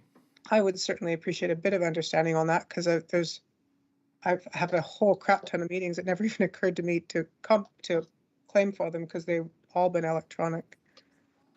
So I don't think this is out of order, just so we have a better common understanding about what is an appropriate use of this. I'm not saying there's any kind of fraud or misconduct, but perhaps just a whole lot more attention paid by some. Thanks. So, if I may, Mr. Chair, you're mostly correct on your interpretation. The compensable meetings do not include board committee meetings, and they are not including external agency meetings. I've tried to break them up into different groups of remuneration to identify variances. They are, in fact, if you look at the supplemental compensation meetings, they are, in fact, town hall meetings, meetings with senior government officials, SRD staff. So as you've described it, those are the meetings that have been claimed. If you have not claimed them. There's nothing that makes it mandatory that you do claim. As Director Cornfield just identified, he doesn't make claims. It's not mandatory. The bylaw's there. You have the ability to make the claims. And I'm just representing the claims that have been made. Okay, thank you. And Director Evans and Director Lee. Thank you, Chair. And just speaking in favor of the motion, I think this is good practice to do a review, and hearing the words open for interpretation is a concern. I think this is definitely something that is a good investment of our time and effort. Thank you. Okay, and Director Lee. Thank you, Mr. Chair. I see this motion and this whole initiative as nothing but political right before an election. The report seems to point at Area C for high claims, Area D as 0 claims. I have a very different situation from Area C in that I can drive in Area D from one end to the other without too much problem. Area C is a much bigger land base. They have meetings that have to happen in Bella Coola and all the way up the coast and on remote islands. And it is time consuming for Director Abram to meet with those people, even virtually. So there's a difference. And we hashed out these differences at the Electoral Area Committee meeting. And we understand that there is a difference between, say, Area C and Area D. Also, Area D doesn't claim for, I never, just on a personal decision, never claimed for meetings within my area except public hearings. And I don't claim for any external, like library board. I don't charge anything for library board, even though I chaired the library board for a few years and it, spent hundreds of hours for the regional district on the library issues. So, but that's my choice. And I think that this is kind of a witch hunt. I don't agree with doing it now. We should do it when we normally do it on our annual reviews of our remuneration bylaws. And if there's any concerns, they should come out then as they did before. I think this is simply political and I don't agree with doing it now. Okay, thank you. And Director Abram to wrap up. Yeah, thank you. There's a whole lot of things I could say, but basically I welcome the interest in why I receive more money than other directors. And it has been exacerbated by two things in the last couple of years. One being catastrophic injury of falling off a roof and breaking my back and having to do everything virtual. And please, Brad, don't cut me off when I'm trying to defend what is specifically directed at me. Hold it, Director Abram. There's no defending anything here. The motion is for an audit of director remuneration. There's no name of a director in there. It's directors. It's all of us. So don't get on. It's about you or about Brenda or about any other director. It's all directors. Okay, if you'll allow me to proceed with my comments like other directors have had the time to do. I have an expectation by a very interested group of people, being all my constituents in all the outer islands and Quadra Island, in doing things. And they expect me to be 100% plus involved in doing those things. And of course, the pandemic made that even worse. They expected that meetings would not be in person, they would have to be virtual, and they were town hall meetings in everybody's mind because they involved whole groups of, I'll call them nonprofits, but they're, whatever, groups, whether it was recycling, whether it was transportation, whether it was this, whether it was that, it didn't matter. There's groups for just about everything, including our Recreation Society, which is, a big one that we fund in the amount of $100,000. So of course, I have to take part in those meetings. It's disproportionate, the amount of work that I have to do in Area C compared to other areas, any other area in this regional district. And don't forget, please, municipal directors, that we are talking about individual directors in all 4 electoral areas, 1 director. No staff, except what is allowed through the regional district staff office, but we don't have other people that we can just, pass things on to. It's all us, and everybody expects us. We're the go-to people, and it's not just SRD business. The numbers of meetings that I've had with senior government officials virtually over the last year have been phenomenal. And that's anything from BC Ferries through Ministry of Municipal Affairs, Housing, the Island Health people. All of those people require numerous of their people to meet with numerous of our people about these issues. So, I'm just trying to do a good job at what I do. And if it means that I have to attend more meetings, which, Dave was completely, during the COVID crisis, he was completely agreeable to because of our situation. Question on the motion, please. Okay. I believe that needs to be heard, Okay, that our CAO. question has been called on the favor. motion. Question's been called. So, Question's been called. I'm going to call question on the motions. Anyone opposed? Lee, yeah, Abram, Motion's passed. Thank you, everybody. yeah, Next thank item. you.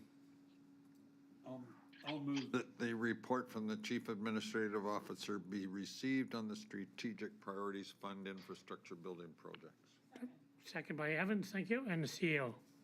Thank you, Mr. Chair. So, going to break this into 2 parts right off the bat. There's a capacity building aspect to the Strategic Priorities Fund, and that because I believe there is a lesser of a time commitment on staff, may not need a board resolution.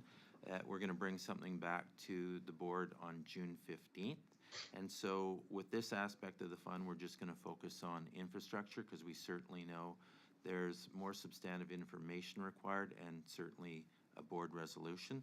So I went to the Electoral Area Services Committee and the Strathcona Gardens Commission, and we had discussions about possible infrastructure projects. Staff already had some ideas of their own on what to put in, and then we got a few additions from the group at Electoral Areas. So the Strategic Priorities Fund allows up to 3 applications from the regional district. Doesn't mean you have to submit 3, but you can submit up 3. We've submitted to this program in the past under a different name. It has an excess of $100 million with projects topping out at $6 million. So, we're targeting projects that maximize that $6 million. So what was brought up was QCO Community Water System. We have done a preliminary study out there that requires additional work and investment to be done, that we feel we don't have the necessary components to submit a successful application to the program fund. We have the Q Cove wastewater treatment plant. We currently have that submitted under a different program. It has all the components of the Strategic Priorities Fund. However, they won't allow stacking. So there's a couple things you're going to do is, one, if we submit applications to programs we already have submitted, we've got 2 applications into 2 programs that can't stack, and we're kind of competing against ourselves. Similarly, with the Northern Area D water metering, we have an application into a current program. You can't stack with this. Having said that, it meets all the criteria of this program. Seward Valley Fire Hall, that was brought up, that is applicable. They're now funding fire projects. However, we don't have the submission requirements that we're going to need to make an application. Therefore, we don't believe the application would be accepted with what we'd have to submit. And then finally, we have the Rec Rate project that meets all the submission requirements, the documentation, the studies, design, the cost estimates. We are, literally shovel ready for that project in, within 1 or 2 months. We've made application on several programs. We can utilize fully the $6 million in there. We can phase out the project, and we think it's an excellent project to be submitted. So we've given some options for the board to consider. Happy to answer any questions, and ultimately looking for board resolutions so that we can make grant applications for the program. Thank you, CEO. So on receipt, I have Director Cornfield. Yeah, thank you, Chair. I'm quite confused with this one. Before we used to get about $300 million a year, and it was called the Gas Tax Fund, and that was apportioned out to local governments based on populations, correct? Okay, so maybe I'll just stop you there. So it was called the Gas Tax Fund, Right. but it was separate from the gas tax we get. That was just a title they gave it. Maybe that was confusing everyone, so they've renamed it the Strategic Priorities Fund. But don't connect. Is there two funds? There was multiple programs, and they've just renamed the programs. This used to be called the Gas Tax Fund, but having said that, it was separate from the gas tax money that all local governments get. They just So do we titled still it get poorly. the gas tax money? Yeah, Okay. absolutely. I guess my concern here was, and where I was getting confused is, they changed the name of this fund. They're still gonna spend the $300 million a year, but instead of it being spread all over the province, only $100 million will be spent outside the Lower Mainland. Well, So maybe. We're still gonna spend 300 according to the report. Right. This program, they have $100 million available in this phase of the program. For areas outside of Greater Vancouver. Yes, Yeah, yes. so that means we are competing for that $100 million total with every other community. Yes. Including Victoria, Kelowna, Prince George, Kamloops, et cetera, those bigger centers. Correct, yeah. As well. And, So what's important with that is, yes, they're always oversubscribed. Now, we've had a number of programs come through and fund projects. Theoretically, that drops a lot of projects off the table. The $6 million, I agree, when you talk Maximum. about, no, the max $6 million is you can get. When you've looked at some of the other programs, especially this recreation, they're looking for 20, 30, 50, 80 million. So they're off the table. So they eliminate some of the competition, they lower the amount of money that they're gonna fund. So we feel in phasing the project, being at the stage we are, Strathcona Gardens provides, our best opportunity.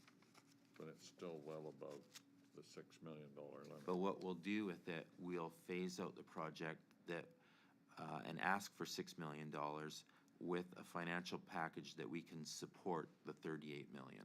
Okay, thank you. Okay, thank you. And Director Lee. Thank you, Mr. Chair. With regard to the idea of stacking through the chair to the CAO, so where Area D has had 2 applications in for the water metering project, and it's fully engineered and fully Class A estimates ready to go, like how could that be considered stacking when we haven't had any grants from the provincial government so far? We're not stacking it on anything. We haven't got anything to stack it on. Same with the Strathcona Gardens. Like, I really feel that the 2 projects that stand out that need to be pursued through this Strategic Priorities Fund are the Aquatic Center and the Area D water metering project. And it's about time that Area D got some attention on that project. We've been waiting long enough. And I would support options 3 and 5 for submission to the Strategic Priorities Fund. So when we get there, I'll move that. So just to hopefully answer your question, so with Area D water meters, we have one application in currently in a provincial program.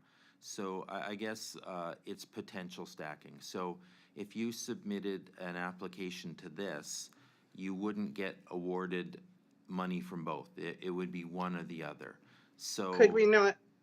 Yeah. Could we not drop off one of them though? Could we not say, okay, you didn't tell us we got the first grant in a timely way, so we're applying for the second one, but we'll drop the second one if you confirm that we get the first one?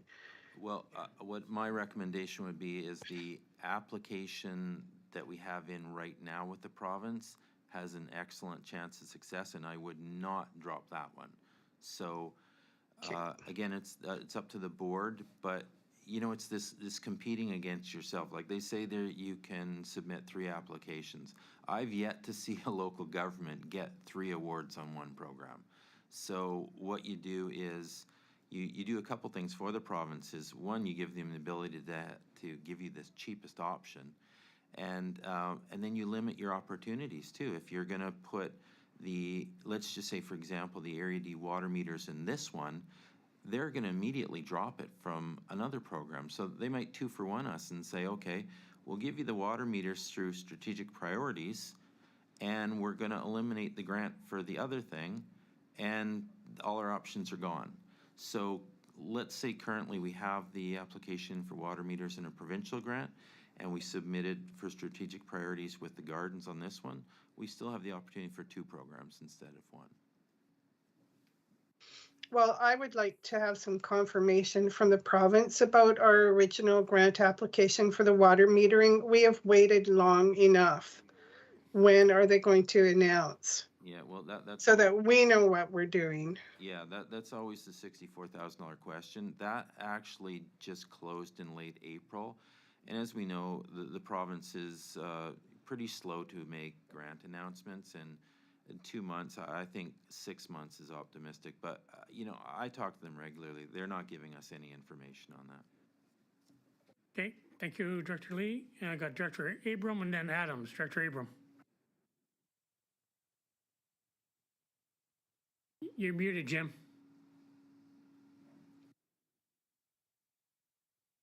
Sorry about that. I was trying to be good. Dave, did you say that we're no longer getting the blanket gas tax money allocated to the regional district to be divided up to the different areas No, we're still per getting year that. now? We're still getting that. This Okay. this is separate from that. Is that called a federal, like, is that included as a federal amount that can't be stacked against? Yeah, it's Or federal can't be money. stacked on? Yeah, so let's say in this strategic priorities, it's federal money, so you could not complement it with our gas tax money. That would be stacking. Okay, so under option 2, then, in your report, you've mentioned that it would not permit stacking with the SPF, ICIP, SPF, 2 of them don't match. So there's no way that there's no way that one can move forward. Is that correct? Well, you're not going to get 2, right? It's one or the other. We have it currently Right, in right. a program, so you're giving them options to drop one of them if you submit them to 2, because you're not Okay, you're not so- going to get both. Similar to Brenda's question, and you can give me the same answer if you want. I don't care. I just want an answer. Is the amount of money available under this program more money than the amount that we've already applied for under the other program, the ICIP program? And would it be beneficial to apply for a new amount and drop the old one? Yeah, I wouldn't. The amount of money in the funds, I don't know if that really is going to help you. I think there's more in the current fund that we have the Q Cove sewer plant invested in. So again, my recommendation is current applications. I would not drop them. It's going to limit our options. Okay, and so, basically you're just, you've given us 5 options, but recommended only one of them. And that's pretty much the only way we can go, right? We're going to make an application under this program. Well, to be fair, 2 of them are currently in funding programs, 2 of the 5. And, you have one water system that needs money invested in it before we can move it forward. And so part of the impetus of including them in here is to identify that when future programs come up, we need to be ready to go and we need to invest money in them. So when we look at Q Cove Water, until or unless we're going to invest that $300,000 on the groundwater study and capacity, we're not going to be able to advance that. Similar to, this is the first time around, but the Sayward Fire Hall. These grants come out and they require certain studies, reports, estimates, and it's an indication that says, like, look, if you're not going to invest in them up front, then when they come around, you're not going to be able to be successful. So yes, I would say out of the 5 here, 2 have already got an application in. 2 of them need further investment and 1 is ready to go. Okay, so on the Q Cove water system one, what is it going to take to get that amount of money to do the necessary things to make us eligible to apply for a program like this? Well, I believe you need to make a $300,000 investment in the development of groundwater quantity and quality. So that would be, creating a service and requisitioning money.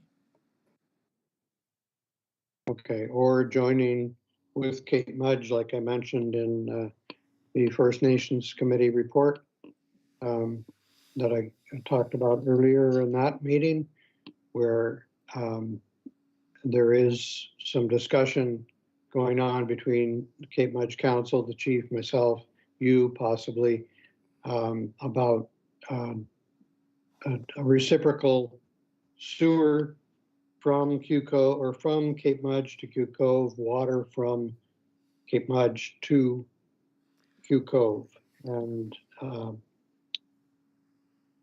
that we'd cross that bridge when we get to it, I guess. Yeah, I think that's further conversation. Yes, Director Abram. Okay, I got Director Adams. Okay. Thank you, Chair. And as has been mentioned a couple of times, we have 5 potential projects for consideration. Number 1 is not ready to be submitted. Number 2 has already been submitted for grant funding and is just waiting for a decision.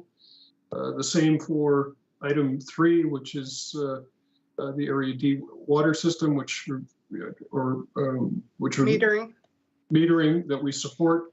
But again, that we're waiting for a decision. Number 4 is not ready to be submitted, and the only one that is complete and doesn't have another application that is pending is number 5, which is the Recreate project. And so I will definitely be supporting that. But through to the CAO, could we not do either have it as a friendly or a subsequent that the SRD send letters regarding the applications that have been submitted and are waiting as 2 and 3, sort of explaining the situation that we're in, that we're kind of damned if we do and damned if we don't. We've got an application, but because they haven't been a decision made as to whether it's yay or nay, it's putting us in a unknown situation as to whether to apply under this one, as to whether that would be beneficial or not. So I would think that if we sent letters advocating for both of those from their respective grant applications that are still pending, that may be appropriate. CEO? Certainly we could do that. cynically, I don't, you just can't get anything onto these folks, so you're not gonna get answers on anything. So trust that, staff are working hard. We love to get free money, and just as much as the directors do, and we're doing everything we can to be successful in all these grants. So I don't think we need to be incentivized to be a thorn in the province's side as far as, where these grants are and what we're getting. We're on top of these folks all the time. Okay, I have Director Evans. Yes, I was going to make the motion that an application to the 20. We're still on receipt. Okay, Okay. when we're ready. Questions be called on receipt. Anyone opposed? See none carried. And Director Evans? Yes, I'll move that an application to the 2022 Strategic Priorities Fund Infrastructure Building Projects be supporting option 5, Recreate Project at Strathcona Garden Aquatic Center.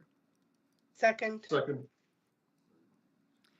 And just a question, if I may, do we need to include up to 6 million, or staff have identified a project at this point? So there's a second part to this to satisfy the grant, if you will, that I would appreciate if we could consider that. And yes, we've already portioned off the Strathcona Gardens Recreate project into a $6 million application as part of a phasing of the project. Okay, I was going to do these in seriatim. Okay, perfect. Yeah, Thanks. yeah. Okay, so any discussion on the motion? Call questions. Anyone opposed? See none carried. And Director Evans, you had? And that the regional district commit to overall grant management of the application if the application is successful. Second. Second by Director Cornfield. Any discussion? Call questions. Anyone opposed? See none carried. Anything Mr. further? Chair, Director Lee? I really liked Director Adams' suggestion that we write to the Strategic Priorities Fund to remind them that we're waiting on grant applications already submitted, and that we would appreciate some decisions as. Make a motion then. Make a motion, Director Lee. I would defer to Director Adams if he would just repeat what he said. My head is kind of clogged up with the flu right now. Director Lee, I'd be happy to, and it's just that staff be directed to send letters to the respective ministries regarding the items 2 and 3, and just reminding them that we are, by awaiting the decision on those, it is putting us in a position what we can and cannot apply for future and current and future grants. Second, Abram. Yeah. And if I can just follow up on Mr. Leach's comments, I think we can put it in a very succinct manner that isn't viewed negatively by the staff or ministry, but is more just one of understanding the position that we're in when we're making the decision as to which project we submit for which grant. Thank you. Okay, thank you. Mr. Chair, could I just suggest a friendly that that the staff send letters to respective ministries from the Strathcona board regarding options? That's where because. Yeah, but I think that the government needs to know that at the board level, it's not just at the staff level that we're asking for help. We can't make decisions on these grant applications without knowing what the decisions are on our previous grant applications. Okay, staff is okay where it is, and the board chair signs the letters. Okay. Thank you. Call question on the motions. Anyone opposed? Seeing none carried. Thank you. Thank you, Director Adams. Next item.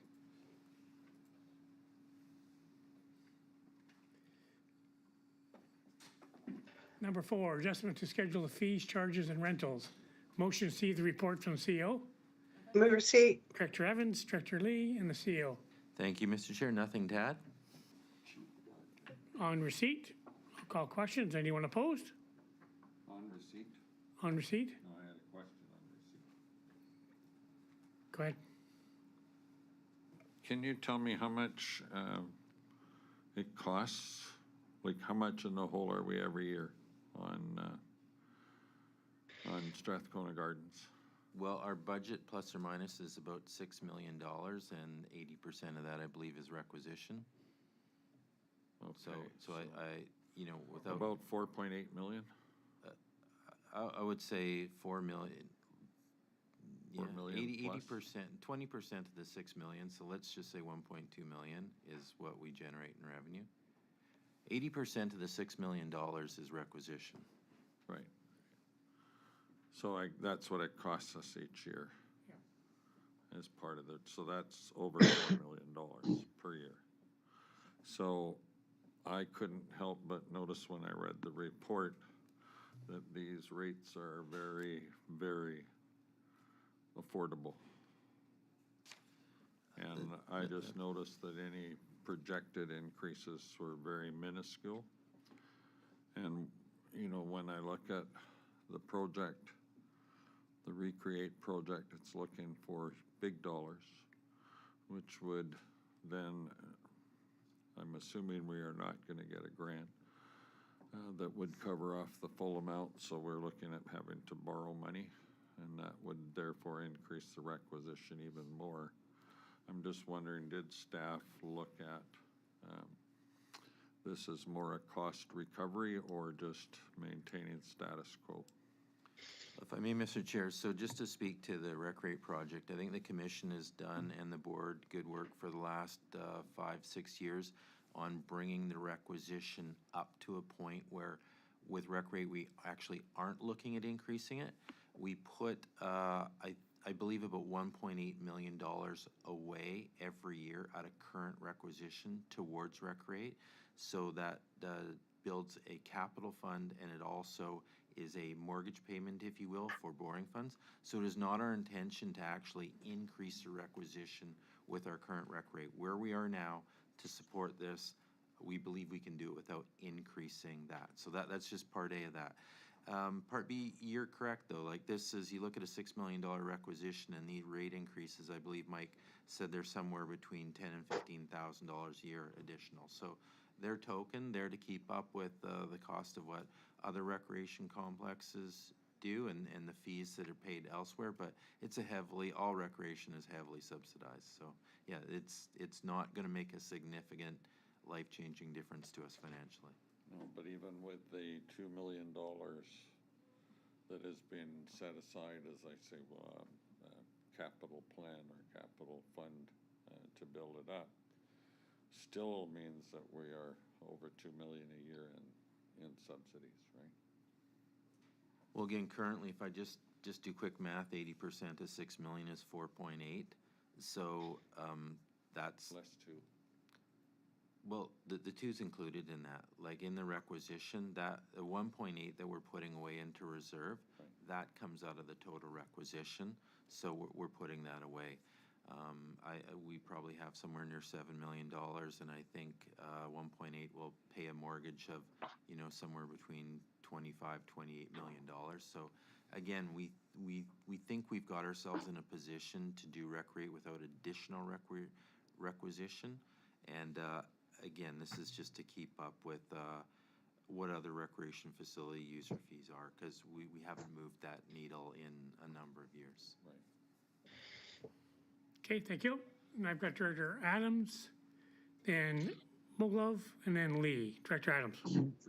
Thank you, Chair. And just to share with the board, the commission did have a very thoughtful and thorough discussion on this before making the recommendations. There was a lot of consideration of what people have gone through COVID, through loss of income and current sort of inflation costs that are currently happening. But the fact that there has been no increase in fees and charges for a number of years, it was chosen to move forward with this recommendation, which is a modest amount over a 3-year period, than waiting and then having a 6 or 8 or 10% increase all at once to catch up later on. So that's the rationale for the recommendation to the board. Thank you, Director Adams. And Director Mogul. Yeah, thank you, Mr. Chair, and I fully support this, and I totally understand why recreation is heavily subsidized. The question I had, though, is in the report, it does mention, and I think RCO has made reference to other recreational facilities, presumably on Vancouver Island, and there's nothing in the report. I'm sort of more curious as to, you know, what types of fees are charged for similar activities in other facilities.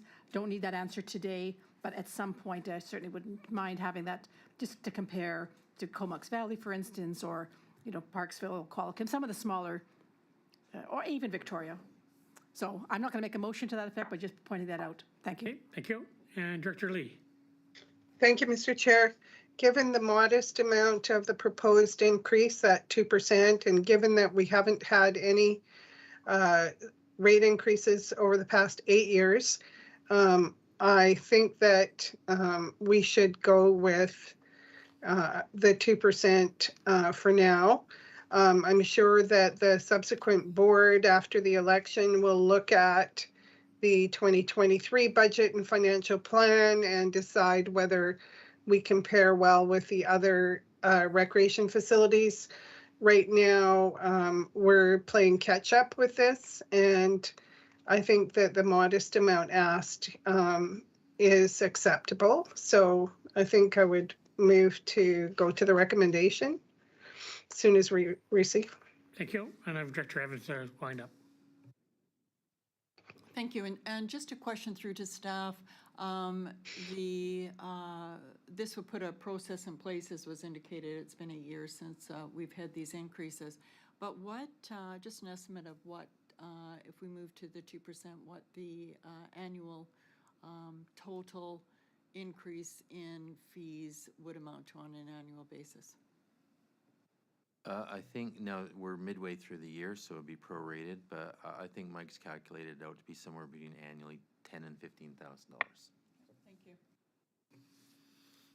Okay, I don't see any other hands up for on receipt, so I'll call question. Is anyone opposed? See none carried, and we have item B on Move B. Second. Lee and Evans. Any discussion? Seeing none, I'll call questions. Anyone opposed? See none carried. Item 5. There, now stop moving. Quackus Park Bridge Construction, Cortez Island. Move receipt. Cornfield and Anderson and the CO. Nothing to add, Mr. Chair. Anything on receipt? Call questions. Anyone opposed? Seen none carried. Item B. I would move B as presented. Thank you, Director Anderson and Director Cornfield. Any discussion? Call questions. Anyone opposed? Carried. Item 6, financial plan amendment for Cortez Island firefighters. Motion to receive the report. Move receipt.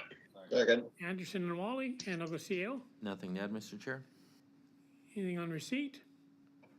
Call question. Is anyone opposed? See none carried. Item B. I would move B as presented. Thank you, Director Anderson and Director Wally. Any discussion? I would just briefly, Mr. Chair, yeah, the fire department here on Cortez went and found a really great deal and acted really quickly to purchase a fire truck, and we just didn't have enough put aside. So this is entirely Cortez funds, wanting to add an extra $15,000 for the repayment of that capital purchase they made. Thank you. Excellent. Thank you, Director Anderson. Don't see any further hands up. I'll call questions. Anyone opposed? Seeing none carried. Item 7, Emergency Support Services 2022 Grant Award. Motion to receive the report. Move receipt. Evans and I think it was Anderson, I think. Lee. Lee, thank you. And the CO. Thank you, Mr. Chair. Just a bit of a 2-for-1 here. One is to advise the board of another successful grant that Mr. Koopman has obtained for us for enhancing emergency response. And while we do that, they'll be necessary to make a financial plan amendment, and we'd request the board of that. Thank you. On receipt. Call questions. Anyone opposed? See none carried. Item Move B. to, move to amend the financial plan to incorporate $165,130 from the emergency support services, for the emergency support services. Second by Director Cornfield. Thank you. Any discussion? Director Cornfield? Yahoo, we got a grant for $165,000. Well done, staff. Yes, Mr. Coopin. Call questions. Anyone opposed? See none carried. Item 8, 55 plus BC Games. Motion to receive the report. Move receipt. Moved by Cornfield, second by Evans. CEO. Thank you, Mr. Chair. This is just in support of a bid for the BC Games that the city has requested support from the Strathcona Regional District, of which we're happy to provide. Thank you. On receipt. Call questions. Anyone opposed? See none carried. And item B. Move B. Director Cornfield, Director Evans. Any discussion? Seeing none, I'll call questions. Anyone opposed? See none carried. Item 9, request for financial assistance, Hayward Future Society. Motion to see the report. Director Wally. Second by Cornfield. CEO. Nothing to add, Mr. Chair. On receipt, I'll call questions. Anyone opposed? See none carried. On item B. That the board approve a grant to the Hayward Future Society in the amount of $500 to assist with the 2022 bike rodeo to be paid from Electoral Area A grant and aid budget. Second. Director Lee, thank you. Any discussion? See none, I'll call questions. Anyone opposed? See none carried. Item 10, request for economic development funding, Electoral Area C. Motion to receive the report. So moved, Abram. Thank you. Seconder? Second. Second by Lee. Second. And CO. Nothing to add, Mr. Chair. Turn your mic on. Thank I have a question. I have a question if I you. could. Yeah, I got Director Cornfield first, and then I'll go to you, Director Abram. So I noticed one is for conservancy and stewardship. And the second one is for old age pensioners programming. And why isn't this just a simple grant and aid as opposed to economic development? Like, how does this qualify as economic development? With CO. I think that might If be I may- more appropriate for Director Abram. Go ahead, Director Abram. Thank you. Thank you, Dave. Thank you, Mr. Chair. Because both of them contribute to the economic development of Area C. So they are more appropriately placed in an economic development light rather than just a grant for the general good of the community. Ken, just as a follow-up, how does paying the insurance on a piece of property contribute to economic development and generate employment? Well, Charlie, you should know that as the trails and rec guy from Forest Service. Everything has to be insured these days, and the Quadra Island Conservancy and Stewardship Society provides a huge network of trails that are hiked upon by people from all over the world. They have a whole piece of property at Mort Lake, which has swimming, kayaking, boating, etc., which are all high-level insurance, possibilities, and that's why they need help. For us to be able to get. I'm not saying that they don't need assistance. I'm just saying it doesn't seem to be economic development, and it would normally be a grant and aid. So. Well, that's a difference of opinion. These people happen to bring money to Quadra Island, and that's economic development. Okay, So I take it you have stats and figures to show the I'm sure they do. Okay.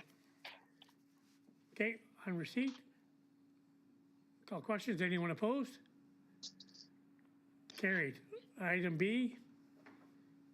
Director Abram? Move. Item B, I'd move item B, Seconder? 1 and 2. 1 and 2. Thank you. Seconder? Second. Mr. Woolley, thank you. Any discussion? And the question, Mr. Chair, the question that I had before when Director Cornfield jumped in was, why does this say all directors? This is an Area C fund. I'll go to staff. Thank you, Mr. Thank you, Mr. Chairman. This is a single participant service, and under the Local Government Act, in the case of a single participant service, all directors will vote. Thank you. Staff. So that's the same with for 11? Let's get on to 11 when we get there, please. Okay, Okay, question? Anyone opposed? Director Cornfield's opposed. thanks, Charlie. Motion carried.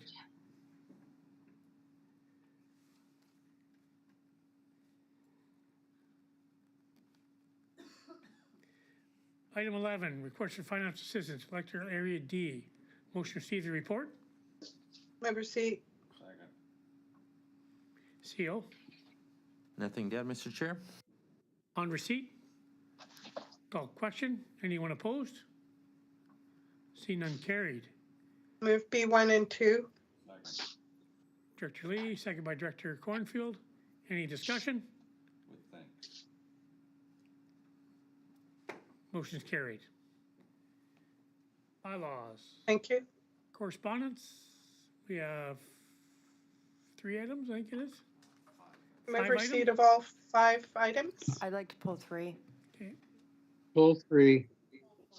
pull 4. Okay, so motion for 1, 2, and 5. So moved. Second. Second by Cornfield. Anyone opposed? Carried. So which ones did we do? So number 3, I'll put receipt of item number 3, Clean Coast Clean Waters Initiative. second by Director Cornfield. And Director Colburn. The reason I pulled it is because there is an ask embedded in it, so, yeah. I wasn't prepared to. Okay, on receipt then, I'll Yeah. call question. Anyone opposed? Mr. Abram? Chair. Yeah, whoever is speaking that's seconding motions, et cetera, I believe it's Director Cornfield. There's absolutely no volume whatsoever on his mic. And that's why I usually say second. It's just remembering to turn the light on, off and on, because you can only have 2 on at the same time here. So that's why I try and repeat who's seconding it here. Okay, I didn't realize you had a light system there. Yeah. Okay, so we're on Clean Coast and it's been moved and seconded, is that correct? And the question is, To write a letter. just it's been moved, the receipt's been moved and seconded. I'm gonna call Okay, question. thank you. Question on receipt? Anyone opposed? Seeing none carried, and Director Cornfield, when he turns his light on, will have a subsequent. Subsequent motion that the Comox Strathcona Regional District write a letter of support for the Comox, oh, sorry. Strathcona Regional District? Yeah. CSRD. Strathcona Regional District support, a letter of support to the Campbell River Association of Tour Operators for the Clean Coast, Clean Waters Initiative. Second, Colburn. Moved in second. If I can, Director Cornfield. only those that have been successful in previous years can apply for this year's, and I think that the CR Association of Tour Operators did a tremendous job last year in collecting multitude of tons of waste, and the amount that was recycled is an extremely high percent. And I think we should be doing everything we can to support them in this initiative. I think it's truly a great project, and they've done a great job. So with thanks to them, super support. Great, thank you. Any further discussion? Yes, Mr. Chair. Director Cornfield or Director Abram? Yes, thank you. And I too echo those comments, but I would like to add that there were a phenomenal number of people from Quadra Island and the outer islands that took part in this initiative coast-wide and contributed greatly to that massive amount of recyclable and garbage materials that were collected. And I'd like to suggest, just as an aside, that the Campbell River Association tour operators change their name to Campbell River and District Association of Tour Operators, because all of the people that contributed from the Quadra and the outer islands were tour operators. Also, the West Coast as well participated, so let's not forget them. Excellent, thank you, guys. Question on the motion, is anyone opposed? See none, carried. What was the other one, Tom? Number 4, BC Hydro 2022 UBCM. Motion receive. Move receipt. Evans and Lee. And discussion. Just with regards to this one, I'm wondering if this could be considered as part of the priorities for the SRD attending UBCM. There is an application form that needs to be filled out in order to be considered to meet with BC Hydro. And I don't know how this fits in terms of all the priorities that the SRD may have. But my sense is that a process would take place where a decision would be made on who is attending UBCM and representing SRD, and I just didn't want to miss out an opportunity for the application to be filled out and then a decision on whether or not this meets a priority. Okay, thank you. I will have a subsequent after receipt. Okay, and Director Colburn. Thank you. The opportunity to meet with BC Hydro, I think, especially considering the issues and report that we received today, as well as the 2022 great power outage in January of the West Coast communities. You know, all these things definitely are at the forefront of our mind. So I think an opportunity to meet would be fantastic, and I'll say the next part when Colleen makes her subsequent, when Director Evans makes her subsequent. Thank you. Okay, thank you. Any other discussion? Question on Yes, receipt? Mr. Chair. Yeah, Mr. Chair, I have my hand up. Go ahead. Yeah, I just wanted to say that actually, you know, this is a specific request, et cetera, but anybody can request, any director can request to meet with BC Hydro at the convention. All they have to do is apply and put in their name. Cool. As you do with any other agency or any other ministry. Thank you. And Director Davis. Yeah, I agree with Director Colburn, but we will also be moving ahead as the Village of Tassus and applying to speak to BC Hydro directly. Thanks. Yeah, we will too, as Village of Cold River too. Okay, anything else in receipt? Call question. Anyone opposed? See none, carried. I'm just going to quickly, before even a motion, it's something that we'll discuss, I would imagine, CEO. Yes. Colleen, you gotta turn yours off. Okay. Yeah, so Oh, just sorry. looking at I'm the sorry. form, so I'm assuming municipalities will individually fill out and submit. So for the RD, we would need some topics and background. I think the date is June 17th for submission. I think staff could probably bring back a report for the RD, excluding the municipalities, because they're likely to do their own, seeing what we can internalize that, and be able to quickly make a submission by the 17th, because it's not very comprehensive, as you can see. Okay, everybody good with that? Okay, subsequent, Director Evans. Thank you. And a subsequent that the SRD fills out the attached form, returns it with a request to meet with BC Hydro. And again, the timing of that is Friday, June 17th, to have that submitted. Second Colburn.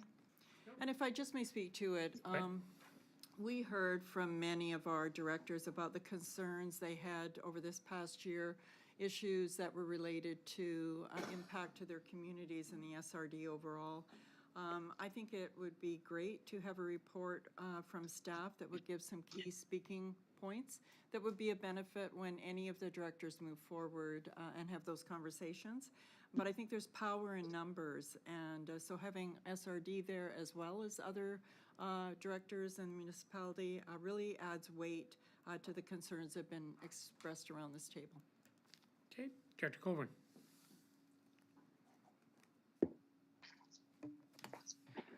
Thank you. And further to that, I think as the SRD Emergency Services Program Coordinator was really the one who was,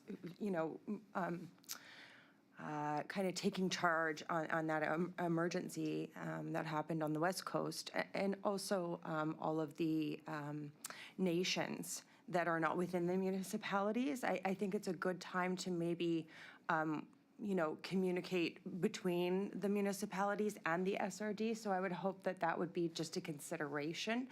As like Colleen said, there are power, or Director Evans said, there's power in numbers. So I think a kind of fulsome conversation, including those kind of elements. And yes, of course, we absolutely already have our application in to seek BC Hydro out ourselves. So thanks for the latitude. Cool. And Director Mogul. Thank you, Mr. Chair. So I have no objection to putting in an application for the SRD to meet with the BC Hydro, but the form that's attached says that you have to identify topics. Yeah. And I haven't heard any topics. And I think what I heard from Mr. Leach is that staff could come back with a report, but that's not part of the motion. And if it is going to be part of the motion, it should be part of the motion, because I can't, I don't think staff can fill out the form unless we as a board agree on the topics. And then, so I think we're getting, we're putting, I think slightly backwards. I think the report should come first, then we make the motion to fill in the form. Go Dr. Cornfield first. Yeah, again, here we go, making motions on the fly and not having put it in written and submitted to staff first, which would have given them an opportunity to put together a priority listing of what to talk about. Each community is going to have a different aspect. Each electoral area will have a different aspect as well. And I think that it's important for people like electoral area D, whom Strathcona Dam, Ladore, well, no, Ladore's inside the city, as is Elk Falls, but Strathcona Dam is part of it. She would have items there, the reservoirs, operating levels, the water use plan, et cetera. She has a need to meet with them as opposed to the regional district as a whole. There may be some items where the West Coast could get together because of the power outage last year. May be a significant item, including with KFCN. And, but I think that's got to happen pretty quick, and you can't expect staff to put it together unless they want to phone around and talk to each individual director. Staff? So, Mr. Chair, I think because the submission is June 17th and our meeting is June 15th, we could put together a report for the June 15th meeting, get with some options, and take those options and quickly turn around the request form, because it's not very comprehensive. We just need topics and a tiny bit of background. So happy to take a resolution that staff bring back a report with options for BC Hydro discussions at UBCM. Okay, thank you. Director Evans? Thank you. Excuse me. I've had my hand up since before the subsequent. Yeah, I have a topic. I'd like to see some advocacy for return to the possibility of having run-of-the-river power projects, because I know in Tassus, there was one where a couple of $1 million were spent on it. It wasn't completed due to political opposition at that point. But if that power project, which was within our municipality, had been completed, we would have had a 5-megawatt power supply. We wouldn't have had a power outage in this community, and we would be generating substantial amounts of revenue towards our community. So that is one thing I am going to advocate for myself, and I would love to have the backing of the regional district on that particular topic. Thanks. Okay, thank you. Director Lee. Thank you, Mr. Chair. I just wanted to say, as per Director Cornfield's comments, Area D gets plenty of opportunity to meet with the high-level operators on the Strathcona Dam and that area through my participation in the liaison committee and the BC Hydro Water Use Plan. I think that what would be more important would be issues such as what Director Davis just raised, or the power outages issue for everyone in the winter, how they deal with power outages in the remote communities. That could be another topic. BC Hydro, they've always been at UBCM and available. They have a desk in the marketplace that you can walk up and talk to them. If we didn't get this report back in time, we still could talk to them, whoever is there. So I think we should pick a couple topics like outages and run of the river maybe, and go after those with a bona fide meeting. But otherwise, Area D's not worried about meeting there with them. Okay, thank you. Director Moglove.